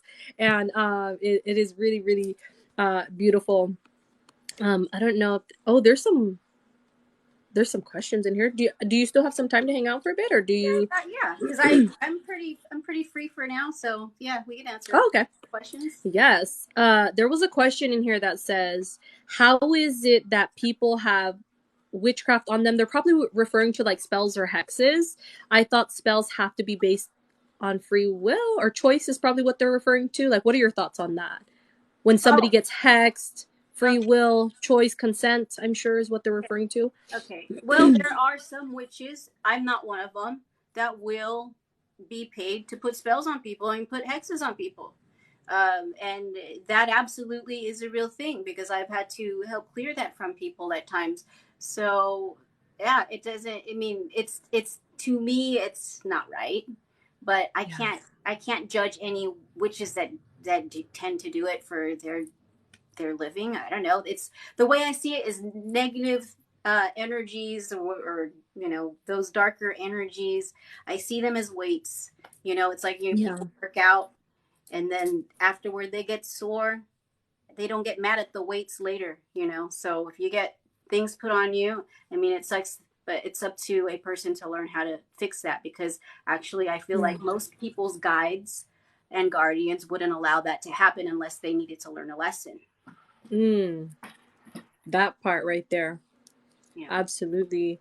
Absolutely. Let's see what other oh my god, I love that. There's people. Can you see the comments too, babe? On your end? I can't see anything because my light is so bright. So. Oh, okay. Yeah, there's some. They're like, thank you, thank you. This is resonating. You guys are so welcome. There's no coincidence y'all are in here right now. Let's see what else we got here. Oh, you know what I wanted to get your thoughts on? When people do love spells, when they want their first, like, I feel a few things about that, and I feel like it can go a number of ways. But I Yeah. feel like somebody can get real obsessive if you do something like that. What are your thoughts on that? Yeah, I don't fuck with I don't personally do love spells Yeah. for people or on people. I do help open people's hearts or expand their Mm, hearts in order for them to receive the love that is aligned to an expanded heart. But other than yeah. that, I don't mess with that. And I know because it could be funky when they try to, oh, I want to put a spell on him, or I'm like, why him? Why do you have to put a spell on him in particular? Why are you choosing, like to do something against someone's will in order for them to love you? That doesn't seem right. Yes, It's exactly. like Yeah, wouldn't you want somebody to just want want your you, heart. right? Like, You expand your yeah, heart, you work on that, and then you get someone who's aligned to you. You don't yeah, need to fucking put something on anyone in particular. What if you put something on that person and that's not even the person for you? That's creepy. It's like it tells from the crypt exactly, episode. Creepy. exactly, exactly. Um, this what I wanted to talk about as well with everyone, because I feel like people can resonate with this because we've all kind of done it, I feel like. But because I watched yours and your partner's bourbon and tea, black bourbon and tea Oh, black tea and episodes. bourbon. Yeah, Yes, yeah, black tea and bourbon, y'all go check it out. yeah. It's That was fucking amazing. when I was But really listen, channeling spirits of New Orleans. It gets crazy. yes. I oh my when I was seeing you trance, I was like, oh my god, I fucking resonate with that so much because the first time it happened to me, I was fucking drunk too. I was Yeah, like, oh it my god. happens when you get drunk because they're like, I'm gonna hop in, and Yeah. there's actually hours and hours of that footage that we put on our Patreon because it was just so long. But it was my partner was talking to the spirit, and I was literally sleeping at that point, but the spirit's still Yeah. talking with that accent. But it was to me, it was like four different spirits because Wow. there was one that kept calling him a little bitch, and it was like different. Like I can't even do the accent or talk like it. Like it make Yeah. I cringe when I try to do it. But yeah, it's Yeah. really interesting stuff, and that's draining when you allow lower vibrational spirits and entities to talk through you. Yeah. I was feeling sick. I was like literally in the bed, but I was still channeling because I was so fascinated. So that was again another instance where I was opening myself up, but people are like, why did you do that? That seems dangerous. But it was a lesson I had to learn. I know exactly Yeah. what it feels like. I know how to channel. I know the state of mind. So I allow myself, my spirits allowed me to put myself into the situations. And it's not like anything terrible. Like it actually expanded my perspective and it made me realize Yeah. that there's more to life than, just this. Oop. Hi, beauty boy. The kitty boy. You never come in here. Oh, is something going on? Oh, can you hear me? Am I muted? Let's see. That's weird. Oops. I Did I go accidentally mute? took a Because my phone screenshot. was ringing. Okay. Can you hear me? I can hear you. Can you hear me? Can you hear me now? Yeah, I can hear you. Okay, I was getting a phone call from my best friend. He's probably like, "What are you doing?" But Oh. I always put him on do not disturb, and he's a little shit. Sometimes he'll keep calling me, so I'm like, "Nah, bitch, not right now." But anyway, um, yeah, I did go mute. Okay, yeah. So like, here's the thing, you know, here's what's fucking crazy. Like, I don't ever bash or judge anybody. Do what you're gonna do. If you are on a spiritual journey or you're on this journey, you're awakening or what have you. If you drink, you drink. You smoke. Is what you're gonna do. It's your fucking life, right? What's interesting is for me and my journey, I naturally like slowly stopped smoking and drinking. I will dabble a little here and there.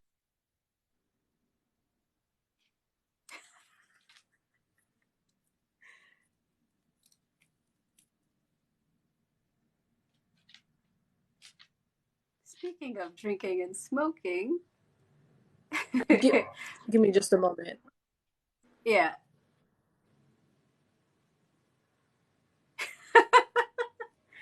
Hi, kitty boy. Oh my goodness. You never come to. Don't be mean to him. It's not always going to be the two of Okay, us, though. okay, I think I'm back.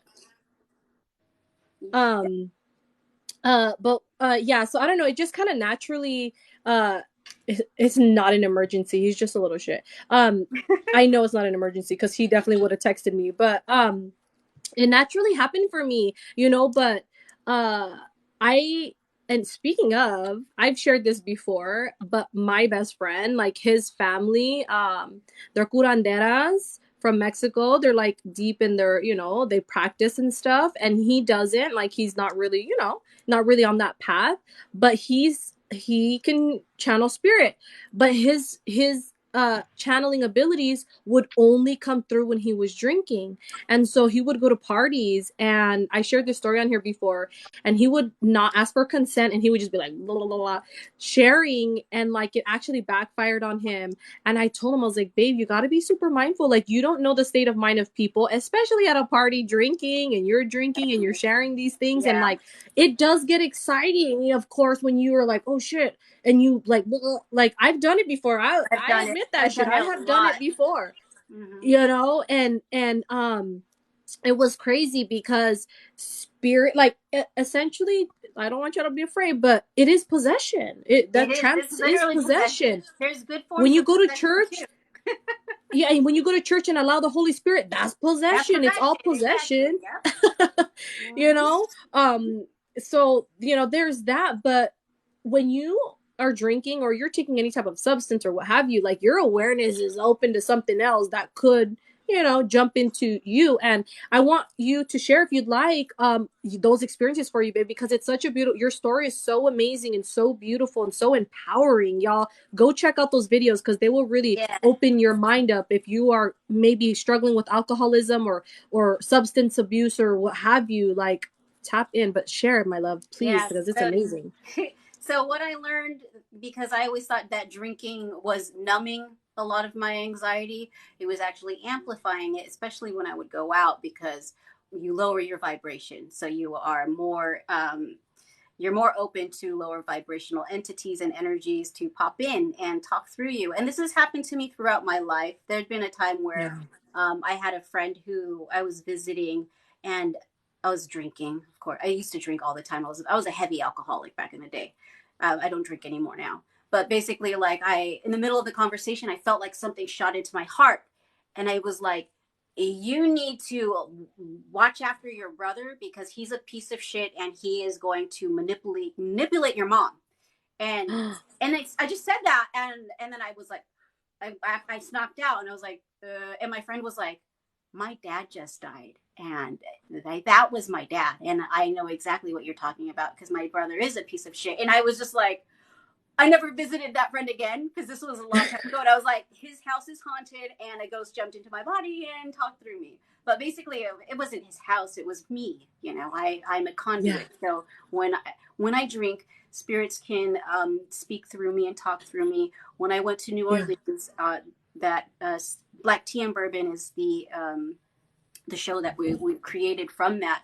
Spirits were talking through me. I was drinking a lot, and it was interesting though because these spirits made me feel so so brave. It was like the streets will take us near where we need to go, and everywhere we Yeah. wanted to go, we went there at the perfect time. Even like we wanted to see Marie Laveau's cemetery, like her gravesite, and we got there right when their guy was like, oh, are you here for the last viewing, because you have to go in there with a group, a tour, you can't just go in anymore. So we're like, yeah, just all these weird synchronicities. That's when I kept getting 444, 333 throughout that time. But I was channeling spirits, and they were talking about, Yes. they were talking about the underworld, and well, not the underworld, but where they are, how they're lost. They don't know how they're Mm. talking through me, but they're talking through me, and their different lifetimes. It was so intense. There was even a woman who, in the beginning, it was like all I saw was this. We were outside of a bar. We went to like a drag show, and we were wasted. And one of our friends getting road juice so he could continue drinking. So we're taking pictures outside, and these people show up on a bike thing, and all I could see is this woman. So it's just like all I could see is her and then nothing else, right? So I had to go, and I had some things like, you need to go to her now. So I did, and I went up to her, and I was, if you watch the footage, I'm crying because I'm like, I don't want to. It's like, it was kind of creepy, but I went to her Yeah. and I told her the message, and she was crying because her mother had just passed away. And her friend was the one who said it, because my partner was on the side filming it, because he was filming other stuff, and so we captured this beautiful moment of me channeling this woman's mother. But afterward, I was kind of scared, because I hugged Mm. her, and she was like, thank you for the message, and she was crying. But I was like, that was like legit scary, because I couldn't even see anything. Other people were talking to me, and all I could see was her and her eyes, and all I could hear in my head was, look at those beautiful brown eyes, those are the brown eyes of my Mm. baby. And I was just relaying messages. So that was the beginning of a lot of my spiritual awakening, because before I was just doing I was doing magic, and I was making incense and working on that end of it, like making stuff and selling stuff online, but I wasn't really talking to ghosts and channeling Yeah. spirits. But that was when I realized I was channeling a lot of spirits, and that was when I realized I need to stop drinking, because they taught me the ways of channeling spirits without drinking, because it's a different Yeah. frequency. But it's interesting though, because I always tell people it's a lot easier for me to channel people's ancestors and spirits after I do the healing on them, because it's like Mm. turning a dial of the frequency. It's their vibration is higher. So I mean, I could channel spirits sober, and but it's a little bit harder until they're healed. But when I'm drunk, that's like anything can jump in. It's like one of those AOL chat rooms, or like a chat room here. Anyone could be like, saying anything, and I don't know who it is. So Yeah. yeah. I hope I Yeah, that's told that amazing. story right. I'm all over the place right now. Yeah. You know what's crazy is like I mean I started partying fucking young. I was in the streets, let me tell you, I was fucking out there. Me And too. like I would party so like it was crazy because I remember, obviously before knowing all I know now, I've always been tuned into energy and like people's weird vibes and places and shit like that. Yeah. And every time though that I would drink, I would become hyper fucking vigilant and I would kick into mom mode. This was before I became a mom. And I would be taking care of random ass girls about to get taken advantage of. I'd be over here fucking doing shit.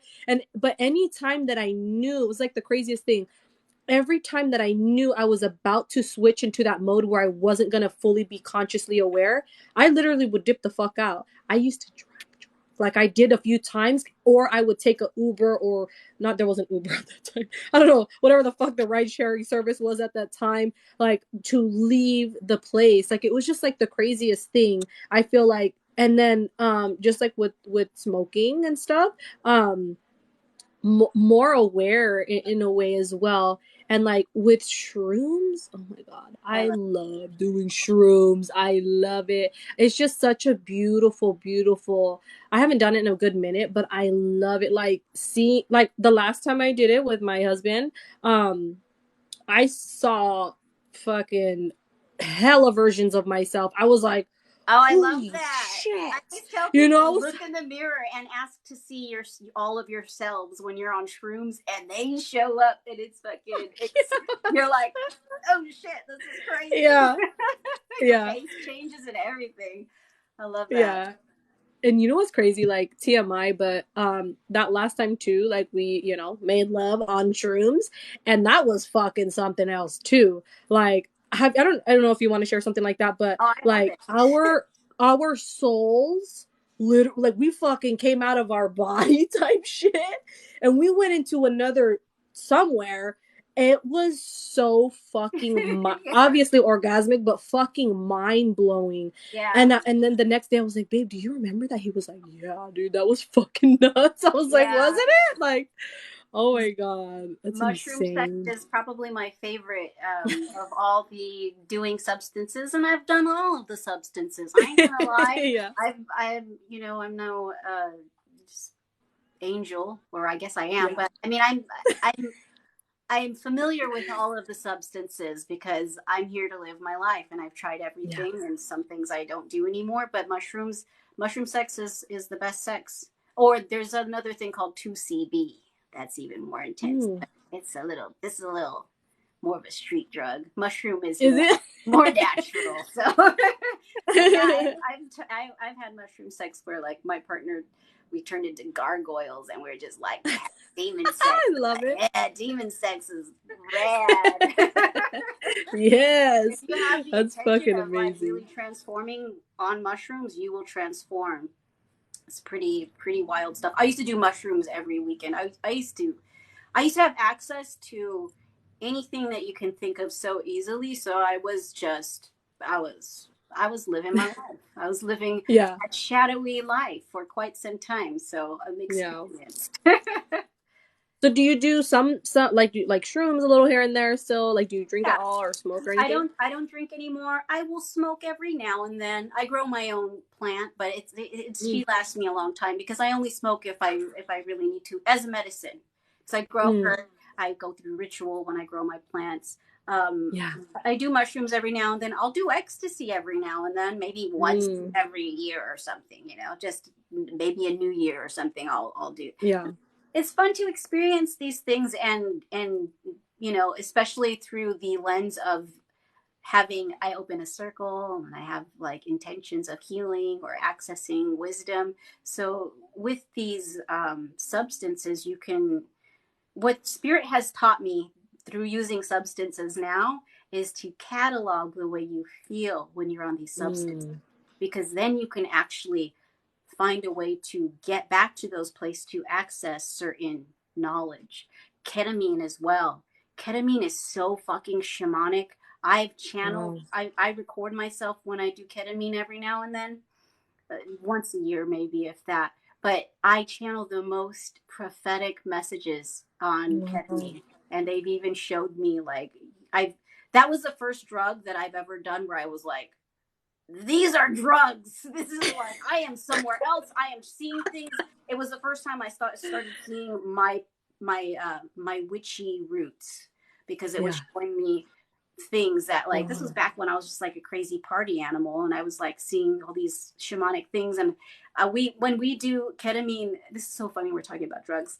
But in the beginning, when I was I doing know. ketamine, I was the only person, and this is how I knew as like a medicine person, because like people just do it and they pass out. But I was like, no, dude,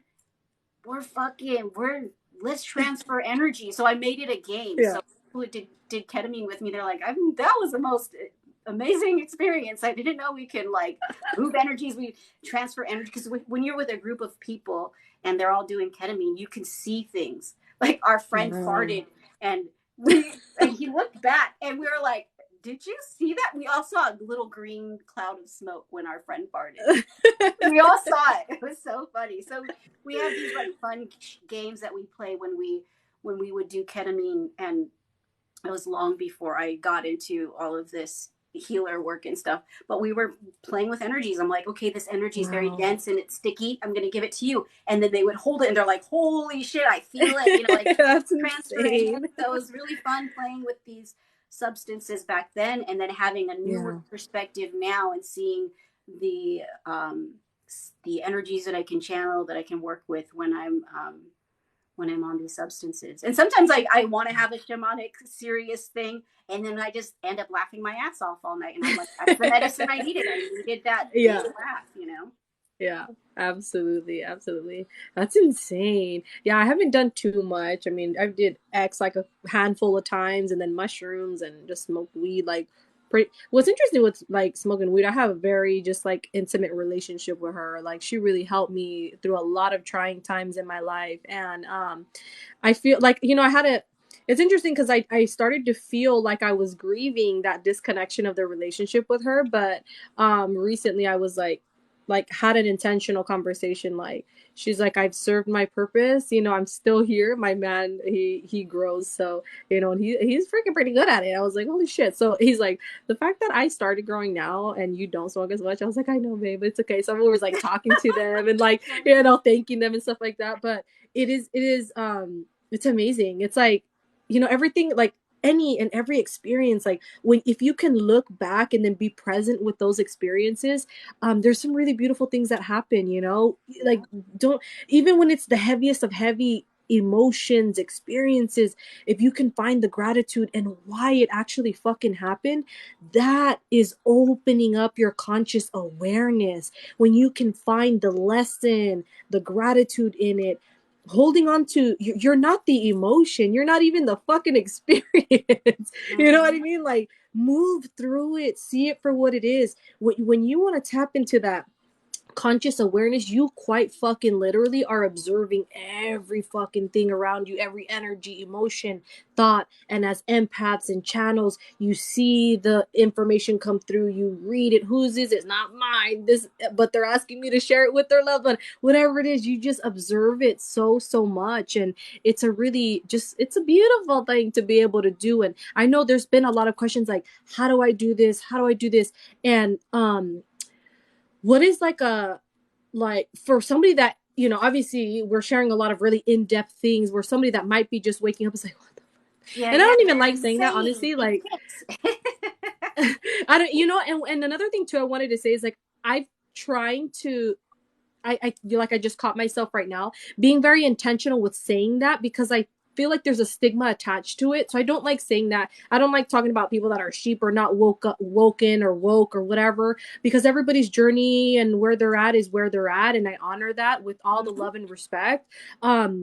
But somebody that's coming into this, just coming into this awareness, like, what are the basics, if you will, that you would like to share with people, and where to start, that could help them? Whew, where to start? I know, So right? the best thing, and a lot of people talk about this, is meditation. Meditating, and it doesn't have to be long because people have a hard time with Mm, that. If you meditate for 5 or 10 minutes every day, it's better than meditating for an hour every yeah. now and then. Just working that muscle. And the gratitude is very important. I always tell people, think of 3 things you're grateful for in the morning when you wake up, and then at night before you go to bed, because that is connecting your heart to your mind, because that's the easiest way to do that. And when you do that, don't just think of the things. How do you feel when you're Mm, grateful for mm-hmm. something? That's connecting you to your higher frequency. The more you do that, it's like working out a muscle. You strengthen that connection, you will have you will think with your heart more than with your mind. And that's very important Yes. when it comes to spirituality and tapping into your intuition. The more you do that, Mm-hmm. and I always say too, man, there's a lot of things. Healthy diet, eating healthier, eating things that are good for your gut, because some people get really nervous all the time, and it's the gut. If you eat things that are Mm, good for your gut, that strengthens your intuition as well, because that is very connected with your gut instinct. The more you have a healthy gut, the more you'll trust your intuition. So healthy diet, healthy mind, body, spirit, all of that is important when it comes to tapping into your spirituality in the beginning. See what yes. works for you, Yes. what doesn't. Absolutely. And it definitely gets easier. It's not always, but here's the thing, there's truth and power in the discomfort, y'all. There is truth and power in the discomfort. You gotta be like, all right, buckle up, bootstrap. You know what I mean? You gotta just hit it head on. The more you neglect it, that's when that thing I was talking about, the rug being pulled up under your ass. That's when things You're catch fire. You know, your spirit guides will do that shit. And you know, speaking of sacral and you know, your solar plexus and your base, you know, Manang Lin, she you know, she really helped identify those areas for me, you know, stemming back to inner child, father wound, mother wounds, and what have you. From one of the most powerful areas of healing for me was my sexual trauma. You know, I for fucking ever, not forever obviously, but for the longest I had a very irregular period. It would not cycle, you know, with the moon. It was all over the place. I had excruciating cramps and pain, and I didn't realize that you know, I didn't know real I knew I had sexual trauma, but the way that the energy was held there, and it was so heavy in that area. And I know that a lot of men and women have experienced sexual trauma, and it plays out in a lot of different ways, you guys. It can sometimes play out in an over excessive way of sexual intercourse with people. It can look like no type of feeling or orgasm when you're having sex. It can look like a lot of different ways, you know, and that's what we're talking about, sexual life force energy exchange and things like that. And do you have anything to share on that? I feel like there's some people on here that can benefit from some insights on how to heal those areas or Oh, what to do. yeah, I've been heavy in that because you know we Yeah. I thought I healed all of it, but then again I didn't. You know, there are certain aspects that I said. Remember, it's always there's an ebb and flow to the healing. You want to focus on it, and then you can take breaks from focusing on it because you don't want Yeah. to just be healing yourself. Like you said, we should have fun. So when it comes to healing that, I found that using a yoni egg, because I bought one, is actually Ooh. was really great. You should sell them. I actually went to your website first to see if you sold yoni eggs because I wanted to support your business. But I was like, oh, I'm she doesn't have yoni eggs, but gonna check that out. you should Yeah. sell them. I But use but we gotta be careful with the obsidian. material, right? The type of crystal. Yeah, To, obsidian's good. It has to be like oh, okay. not anything that can dissolve Yeah. in the vagina. But no, it really helped. Yeah. It helped with a lot of the numbness that I was feeling. Mm. When it comes to the sacral, what was I gonna say? All I'm thinking, oh, dancing, moving your body, Mm. and just sitting Yeah. with the discomfort. I had the yoni egg in me for an hour, and I was just going through all of the things that I had been through and releasing it into the egg, and just sort of healing all those parts of me that I was like thought I healed from. But when I did that, I like a lot of the because I was having issues too. It's like, oh, like why Yes. am I having these weird issues? And actually, with Lynn's products from Herbalaria, I was using the Bayabas, the spray, and the oil as well Yes. as just to sort of comfort down there. And it actually really has been helping. So working with Yeah. plant medicines, drinking rose. I've been drinking rose a lot to just help heal the Mm. feminine.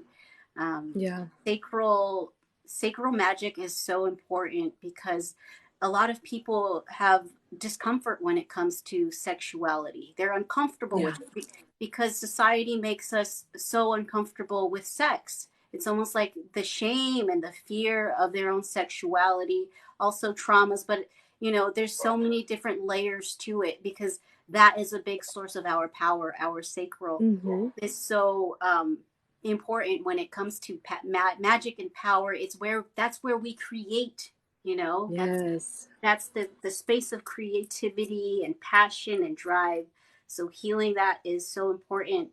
I'm going to be doing videos on that in my classes probably after my Yes. heart. So working on the Absolutely. heart There's it's Yeah, I feel like there's a lot that's been a lot, you know, of healing areas that have been coming up too in session, is that, you know, sexual trauma. And like I said, it's not just women, you know, it's men and anybody that identifies as they, them, as, you know, persons, if you will. You know, and here's another thing too. I made a video on this. I haven't posted it yet, but you know, there are a lot of people that I've been working with that have locked memories of their childhood, of their preteen, teen years, young adulthood.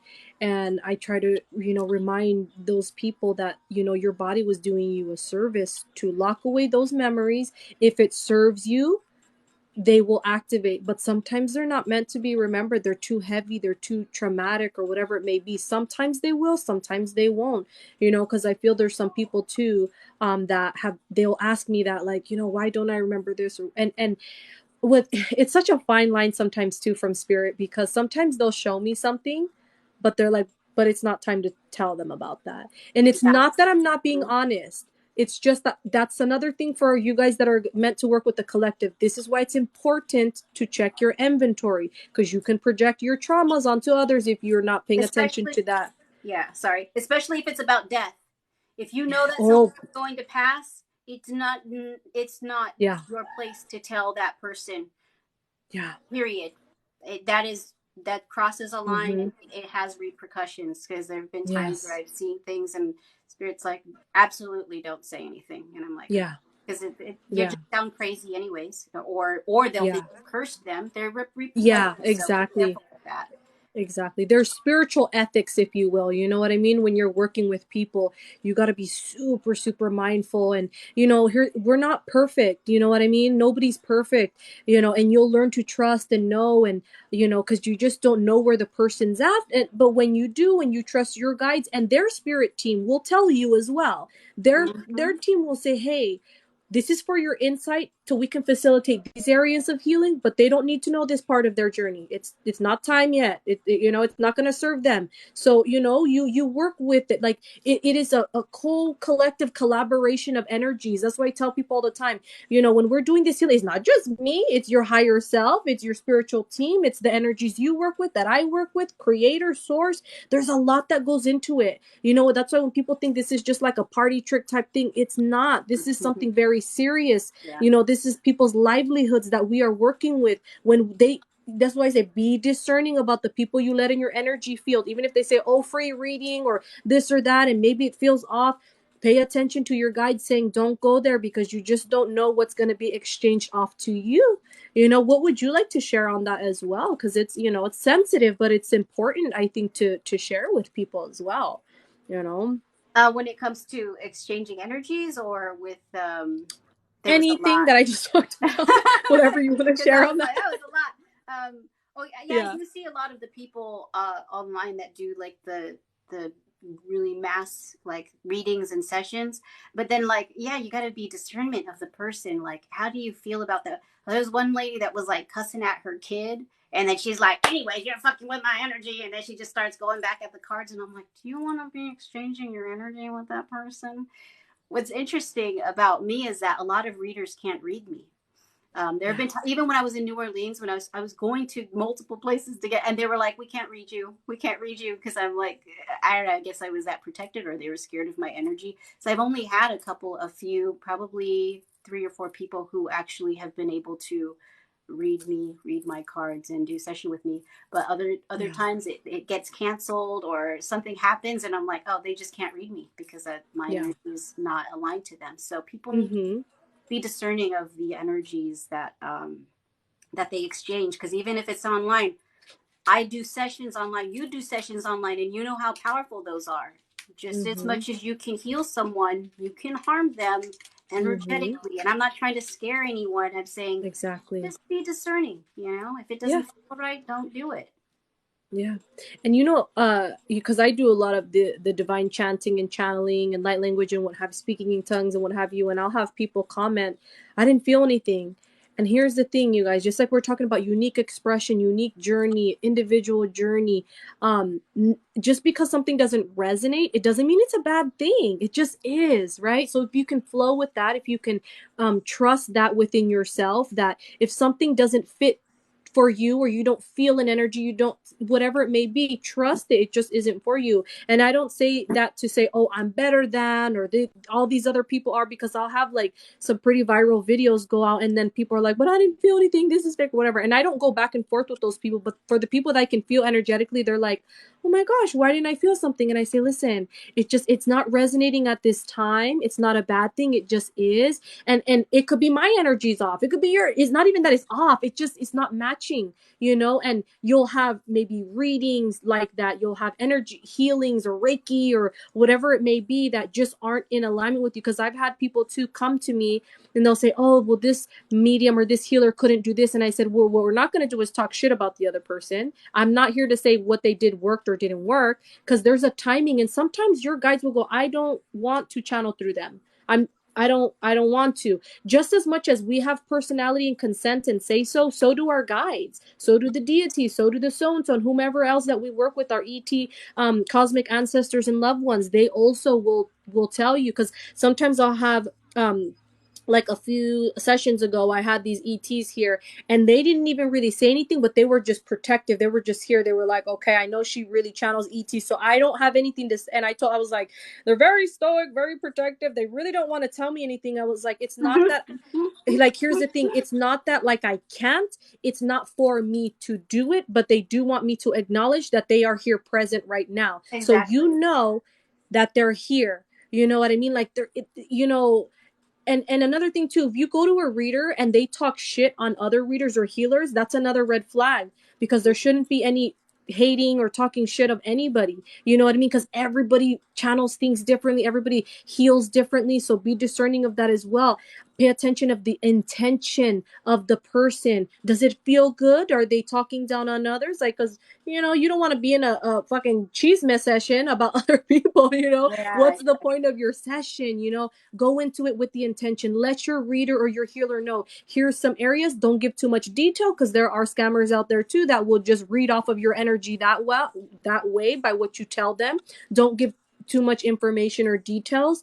We're saying this and sharing this with you guys because just as much as the healers are awakening and starting to align and do this work, the scammers are out there too, and they're serving some kind of role out there, but you got to be really, really careful Yeah. of that as well. Definitely. You I want to also share want anything to. on I that? also want to point out, because you were saying some people say they don't feel it. Sometimes Mm. it manifests in different ways. Some people Mm-hmm. translate these healings and these messages in different ways. Sometimes a person Yes. will say, "Oh, I felt a little tingly. I didn't feel too much," but then a week later, doors have been open for them. So that all of Yes. these things manifest in so many different ways, and everyone processes these energies in different ways. So it doesn't even mean that whatever you did didn't resonate with them. Mm. They found you for a reason. It just means that it manifested in a different way. So Yes. that's Thank another you for thing I saying want to that. add to that. Absolutely. Absolutely. Because I've had people come back and say, I had this crazy vivid dream like a day Mm-hmm. later or something crazy like that. Yes, Yeah. that part for sure. Um, somebody said, so when you read for people, are you seeing those guides? So our reading instructor asking that. Because she said she wanted to be able to see the people that are reading their guides. So when you read for people, are you seeing those guides? I'm not. I feel like your question is if we see guides when we're reading. I feel like depending on what the reading is and what the intention behind the reading, it's all going to fluctuate what it is we're connecting with, who, and what we're connecting with. Because that's the thing, right? You were talking about a very general reading, like, how do they know? You know what I mean? Like, Mm-hmm. how do you know what's being shared with who, what, or whatever? It's not to shit on those people, but again, use your discernment. What resonates, what doesn't, and like Rannie just said, sometimes it won't click now, but maybe a little bit later down the line, something will help you. Yeah. Somebody asks, I recently started my journey. Any books you recommend? Any books you recommend, Rannie? Ooh, I'm not that great at reading stuff. I mean, I know how to read, but I can't.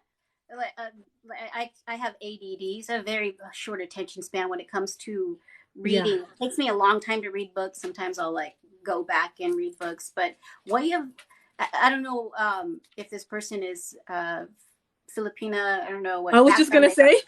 because that the way of the Yeah. ancient healer was really great for me personally, because it showed me that all of the stuff that I was going through with the possession and the miracles and all of that, that it was real, that it was like part of Mm-hmm. my lineage. And even with the the bibliomancy of just turning to a page and it Yeah. pertaining to what I do, and even how I sit. My guides told me from the beginning, you do it on the floor. So I have a pillow here, I sit on the floor. And then I bought that book in the cover, the lady sitting there like me, and I'm like, holy shit, yeah, this is the book. This is the book I should Yeah. have had a long time ago. So I Yeah, I wasn't know. I was reading just these gonna things say. after though. So because I read it after I went through all this stuff. So it wasn't like I was learning, it was like it was validation. So that's a Yes. good book. Way of the Ancient Healer is a really good book. For me personally, Yeah. everyone's Yeah, different. you had commented on it too. I was like, yes, like that was the same thing for me when I read it. I was like freaking mind blown. Like all the Babailan books, I was like, holy shit. And what's crazy too is like did my ancestry, and like I know because obviously depending on the areas in the Philippines as well, there's certain like what they would call healers, if you will, Babaylan, Catalonan, Herbolario, so on and so forth. There's so many different kinds, right? So what was crazy is my Lola, she kept telling me, like, you know, uh, like, find these books, read these books, buy these books. So when I bought them, I was like, oh, then I just started doing more research. I was like, oh, but they're these peoples, if you will, were from the Visayas, and I was like, that's so weird. And then I took my test. I was like, holy, that makes sense. And I'm like, that's what I'm saying. Don't discount what comes to you in spirit and where they tell you to go and what to do, because they'll make the connections. And it's not necessarily that you need a tangible thing to say so, but it is sometimes. It's like, hey, look here, because Yeah. they'll show you in those ways as well. And with what's interesting with Manang Lin, when she did my reading, she was telling me about my ancestors in the north, which the northern part of Luzon, and also central, and then I, like, that came to fruition in the DNA test as well. And then she was telling me how I have ancestors that practice espiritista, spiritism, essentially, where they practice part Christianity but part their supernatural abilities and psychic surgeries and what have you. And at that time, I was just leaving the Christian religion and just opening up myself to my journey, and I was really struggling. And this is something I talk about a lot with people on here, because I know a lot of people are leaving religion and struggling with, what does my relationship with God look like? And I say, listen, the more you can, or the less, if you will, you can cap or limit what God, creator, source, is to you, the more you open yourself up to an even deeper relationship with God. Just because you now, venerate your ancestors, connect with other deities, gods, angels, demons, what have you, it doesn't take away from what you've always felt in your relationship and your journey. It might look different, it might look the same, but you're open to other things. Same thing goes for Jesus Christ, or Christ consciousness, Mother Mary, the saints. You can utilize all these different energies to work with you and Yes, they guide help. you. Yeah. Don't put that cap, you know what I mean? What I would share, Mama, what would you like to share with the people about that? Because I feel like it's so hard for so many people when they come to that in their life, Yeah. their Well, journey. again, it's the fear, that perspective of fear that churches tend to teach when it comes Yeah. to source, God, the great infinite. I like to say the infinite sometimes because, yeah, source is so infinite, and we Yes. shouldn't fear that. We shouldn't fear different perspectives. When you think of it from a wider lens, and you think about everyone on the Yes. planet, and it's interesting that Christianity is the one of the only religions, I won't say the only one, but one of the only ones that says this is the only way and everyone else is wrong and they're going to hell. That to me is Mm-hmm. kind of a red flag. So Yeah. basically everyone on this planet, aside from this small religious group, is going to heaven. It doesn't make Yeah. sense. So, Yeah. and Yeah. I went to church recently because my daughter she goes to a church, and she was dedicating her son, Mm. my grandson, and it was interesting because what they were teaching was, again, a lot of fear mongering, a lot of shame. Mm. And when you really Yeah. peel back those layers of fear and shame, that's when you're going to find strength, and how divine you are, because we are all Yeah. divine, we are all created divine. And the religion, I guess, it was another weight to hold people back, keep people from their power. Maybe we weren't Yeah. supposed to have that much power back then, I don't know, but now is the time to release a lot of that fear and become more aligned, because living in shame causes physical damage to your body. If I can Mm-hmm. count the number of people that I have released shame from their sacral and fear from their heart, how good they feel after that. And then a lot of that comes from the church and certain Yeah. religions that just perpetuate fear and judgment. It's icky and it's not right. Yeah. I even Yeah. even at that church, the pastor was saying something like, "If you don't feel ashamed, then," like, it was like as if you don't feel that shame, then you're not close to God. And I was like, "Ah, he's a Yeah. fool." Everything he was saying, he was Yeah. talking about the trans agenda, talking shit about Uh, trans, talking yeah. shit about all kinds of things, and I was like, "This guy is so." I was just there, like, listening to the perspective, but I felt really bad that that was a Yeah. church that my daughter goes Yeah. to, because I'm like, man, they still Mm. perpetuate that stuff. There's other churches that are better. The Holy Spirit, Jesus, Oh my God, that's a very beautiful energy that I love working with. And I work with people who are Christians, and I call on those Mm-hmm. energies that are familiar to them, because spirit shows Yeah. up in ways that are familiar. But you really Yeah. have to be cautious of religions that want you to live in fear and shame Yeah. and fearing God, fearing where we came from. Like, come on, dude. Those are Yeah. old ways. Yeah, exactly. And it is, it's hard, and it doesn't mean, forget what you experienced, because it happened for a reason again. And a lot of people that, for us, we're Filipino women, our culture, the colonization, the doctrination is heavy and is deep. It's deep in the DNA. So you're gonna have family members. You and I were kind of talking on the sidelines about this, about certain family members that they still are very much heavily indoctrinated and in that colonizer mindset, that they will say things sometimes that are disrespectful, or just in fear, like you said, and try to shame others because of their truth, their true expression, their authenticity. And it's so unfortunate, but we can hold space and also honor, but also have a boundary there, because it's so important to be able to love, of course, but also be in your truth and be okay with that. Because there's so many people that even still right now go to church every Sunday. They have no connection to source, no Exactly. connection to God. They're there raising their hand, giving their 10% tithes, doing the service or what have you, and they're fucking depressed. They're stressed. They're not happy. There's this facade. Every day they go into that place. It's not to judge them, but it's to say, hey, it's all about the intention of the person. What are you doing? What are you expressing? Does that feel like love? Does that feel like love? The kind of God that would hate and tell you you're going to go to this scary fire of hell if you love who you love, if you are Yeah. truly who you are, if you don't identify with a certain gender, if you are just being truly who you are? I don't think so. You got to ask those questions to yourself, there's a lot of we called in the Filipino Soul Fam as well. They're in here. They're commenting that this is resonating. It is, and it's hard, because here's the thing: our parents, our family members, our siblings, our cousins, our best friends, our partners, even, they have their own stories and journeys and perspectives as well, and they serve again a role and a purpose. And sometimes it's not going to align to us, and sometimes to protect your peace and your energy, unfortunately, but fortunately, you have to set and enforce boundaries around how much you allow them to infiltrate your life, your truth, to love and who you are. Because that's where a lot of people are living to appease their parents. They're not doing the thing they want to do in their career. They're not loving who they actually want to love because of what their parents or their family or the church is going to say. And the moment you break free from that, and be kind to yourself, like Rannie said earlier, pick it up when you can and put it back down when you need to. Pick it up when you can, put it back down when you need to. Be kind and have grace for yourself.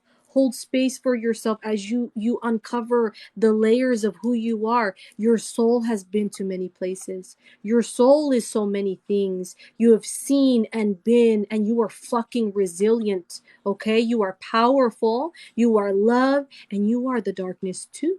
But it's not something to be feared. It's something to feel the fucking fire from. And sometimes there's something to say about sacred rage. I tell people, sometimes they've been through some shit, and I'm like, well, fucking go scream somewhere. Uh-huh. I You know always say what I that. Go mean? outside and That's so scream. fucking It's healing. like You so know? healing. Just make sure there's no living animals in that frequency. That could cause damage. Yeah. I've yelled at my partner in my partner's face, and they couldn't move for like, I think a good 30 minutes, and I'm like, why are Really? you not, what are you like, I thought that was just them being like silent treatment. They're like, no, I physically could not move. Oh You my. did something to me, and I was like, oh shit, I'm sorry. Is there anything you could do to kind of like release that, what tension or whatever it is that kind of keeps them physically not moving, Oh, I think it was, or I just caused like a brain malfunction or something. I haven't tried, because after that I just never yelled in their face again, because this was like not recently, but it was after I came into my power, and I was like, oh Yeah. shit, I shouldn't have yelled in your face like that. I felt so bad. I was like, oh my God, because I was like, oh, now you're just gonna be fucking quiet. Before you like physically couldn't move. Yeah. I Yeah. can be an asshole sometimes. Well, Same, babe. Same. sacred rage. Yeah. Yeah.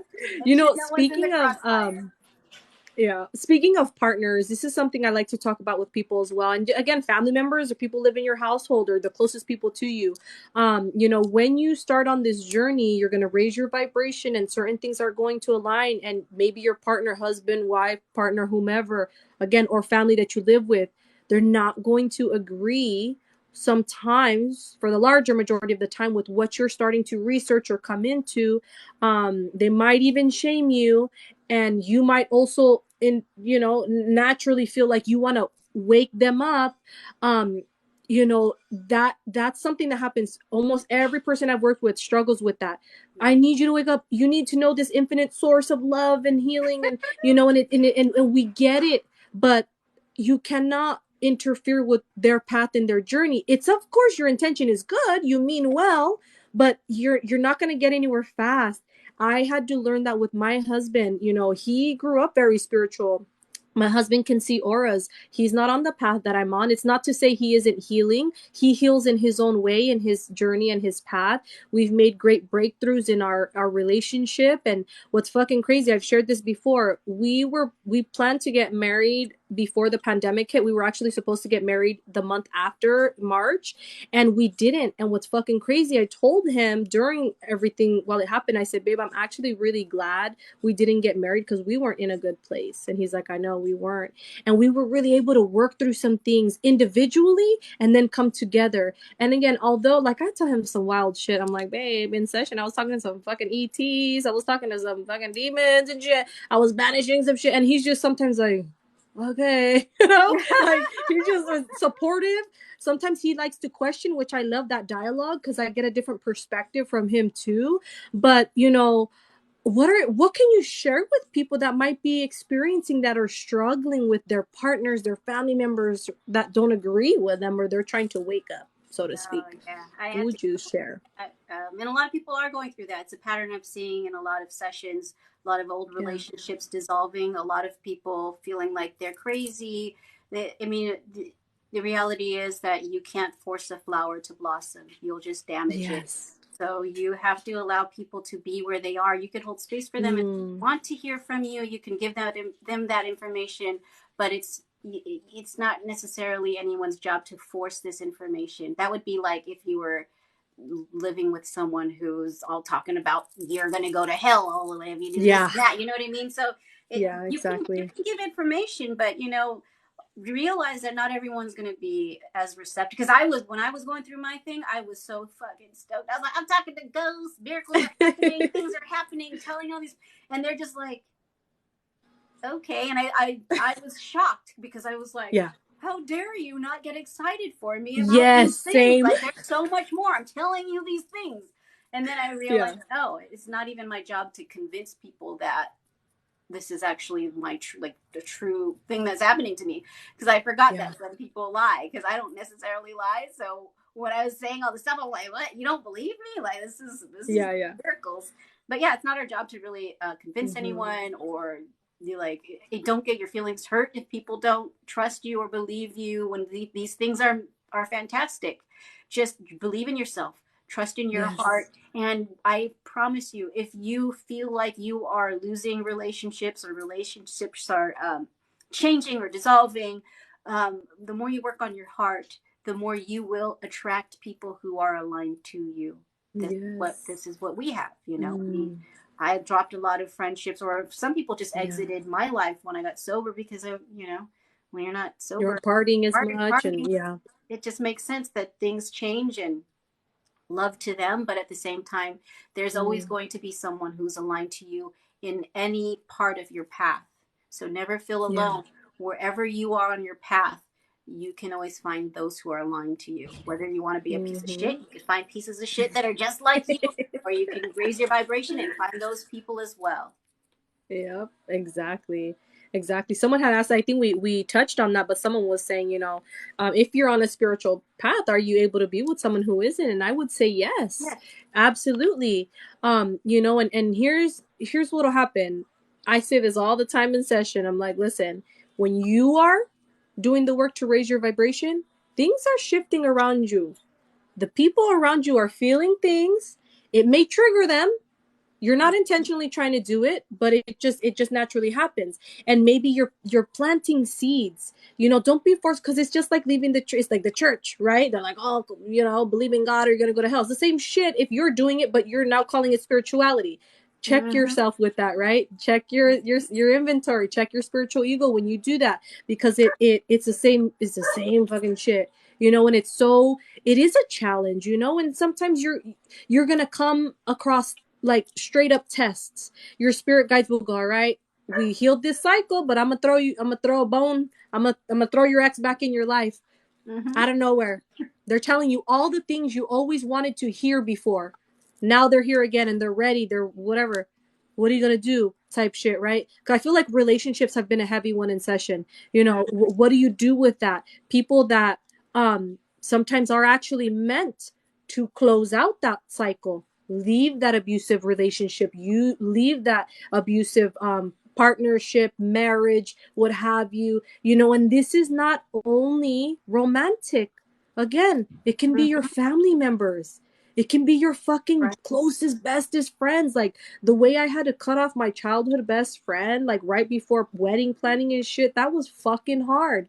But I gave this person a chance again. And then now I'm like, I send them love. I hope they're doing well, but I will not go back there. Our time has passed. We've closed that cycle with gratitude, with love. There's no shit talking like I used to. I still honor myself when I was upset, because that was sacred emotion and energy I needed to express. You know what I mean? A lot of the things that they're saying the dog is agreeing in the background is probably Tupac Shakur, huh? He's like, Yeah. yeah, my brother, talking some truth over there. Yeah. But it's like, that shit it's hard, you guys. And that's the biggest thing I hear a lot with people that struggle. It's like, I feel so alone, I feel so alone. I'm like, babes, keep going, keep going. You're just making space and room for aligned energies and quality connections that literally fucking come out of the blue. You think it's a coincidence. Absolutely not. We're all finding each other at different places of our journey, and we're like, yeah, you know what I mean. Everybody serves a purpose, you guys. I'm telling you. Listen, yeah, his name is Tupac Shakur, right? Tupac Shakur. He has an Instagram. Just look up Tupac Shakur. What he looks like. Yes, yes, yes. Yeah, some people are like, yeah, oh my gosh, yes, I have no friends. Yeah, that shit's like my best friend. I tell you guys about him all the time. Like he's not on this path, but he is like my solid fucking best friend. He checks me when I need to be checked, when I'm being a little too much, or we have good times, and I share things with him, and we it's not that you need to always be receiving, but there is something to say about the energy that's being exchanged. Is it mutually beneficial? Any one type of relationship. Again, it's not to go into relationships expecting all the time, but when you're like, this is the thing with the those that identify with empath, they're giving, holding space, always answering the call when drama's happening. But when you need them, they're ghosts and not there for you. They're not there to help you hold space for you. You should pay attention to those signs. Why is it that you feel you're in that relationship? And sometimes again, they're soul contracts. At the end of the day, there's some type of contract or lesson, that you're experiencing with those individuals. There's so many times I'll channel some shit or I'll put a video out and people are like, fuck, but I hate this person. And I can feel the energy. I'm like, listen, you're not even expressing, you have yet to honor yourself to express the emotion you actually feel. And some of this shit ain't even yours. It's fucking deep down in your fucking energy body, and you don't even know the shit doesn't even belong to you, whether generationally, ancestrally, or through your partner. Again, sexual life force energy. And this does not mean between just a man or woman. This is just any body you're having relations with. You Energy exchange is fucking powerful and potent, y'all. So Yeah. that's my spiel on that. Yeah, it goes both ways. How are you feeling, love? do you want to share anything, or how are you feeling with this? Like, we've been on here a good minute, huh? Oh, how am I feeling? I'm feeling great, actually. Is that the question? Just how we feel? Yeah. Oh, I feel great. Thank you. Thank you. I was like, oh, it's going to be a long answer. Oh, it's just, yeah, No. great. But I got to check out pretty soon because I got to Yeah. feed. That's why Tupac was barking. I got to feed him and then I got to have some dinner myself. Yeah, I know. I was just gonna say that. So I was like, "How are you feeling?" 'Cause we've been on Yeah. here a long minute, and it's been Yeah. fucking nuggets, It y'all. just flew Good, good. by. This is such a great conversation. I love you so much. Unconditional love I have for you, dear. So let's Yes. definitely connect soon. Let's just talk on the phone and or Yes. do like a FaceTime because I feel like Spirit's been throughout this. Spirit's like we got to do like a one-on-one talk and stuff. Yes. Yes, absolutely love. You got my number, you got my contact. Before we dip out, we're gonna just to let everybody know again, you guys, you can reach out to Rannie on her website. She does the pay as what you can sessions at Magic a Go Go, right? Yep. Magic a Go Go is your website. Yep. I can spell it If you, yeah. Magickaugo, or you can find it if you go to my, I guess, this page. It'll link to my Instagram, and then my Instagram has all of my stuff. And you also see all the other weird shit that I do because I don't do just this. I feed into my creativity. I am a Yes. shapeshifter in many ways. So check all that weird stuff out. Yes, yes. I've been telling people in my comment section, they're like, I look, you morphed into something else. I'm like, I'm a shape shifter. Don't be afraid. I'm like, my energy shifting when you see me. Yeah. Yes, yes. And you guys, so her handle is Ransig, RANSCIG, excuse me. Hit that follow button, y'all. Hit that follow button. If you don't see the link there, go to the linked Instagram or YouTube, whatever it is, and go check out all of her stuff. And again, you guys, I'm telling you, those YouTube video classes, lessons that she does are fucking amazing. I watched them and started implementing them in my practice as well. So go check those out. And she has some wild ass special effects. Her and her partner, it's fucking amazing, y'all. You're not gonna believe that shit. So go check it out. Go show some love. If anybody's on here that isn't from my side of my page or wherever, if you're interested in booking a session with me, you can find my link in my bio, lightlanguagelove.com, and crystals and crystal jewelry. Next time I jump on, we're gonna go over new inventory.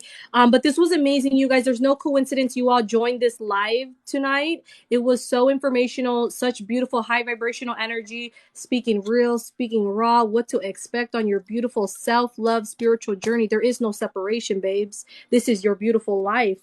There's no separation of spiritual journey. This is you. This is all you, and it's love. We honor you. We love you. Thank you for being here. This is all Soul Fam energy right here. Y'all joined in on this live. So thank you so much, love. Thank you, Rannie. We got each other's number. We ain't going nowhere. So Yeah.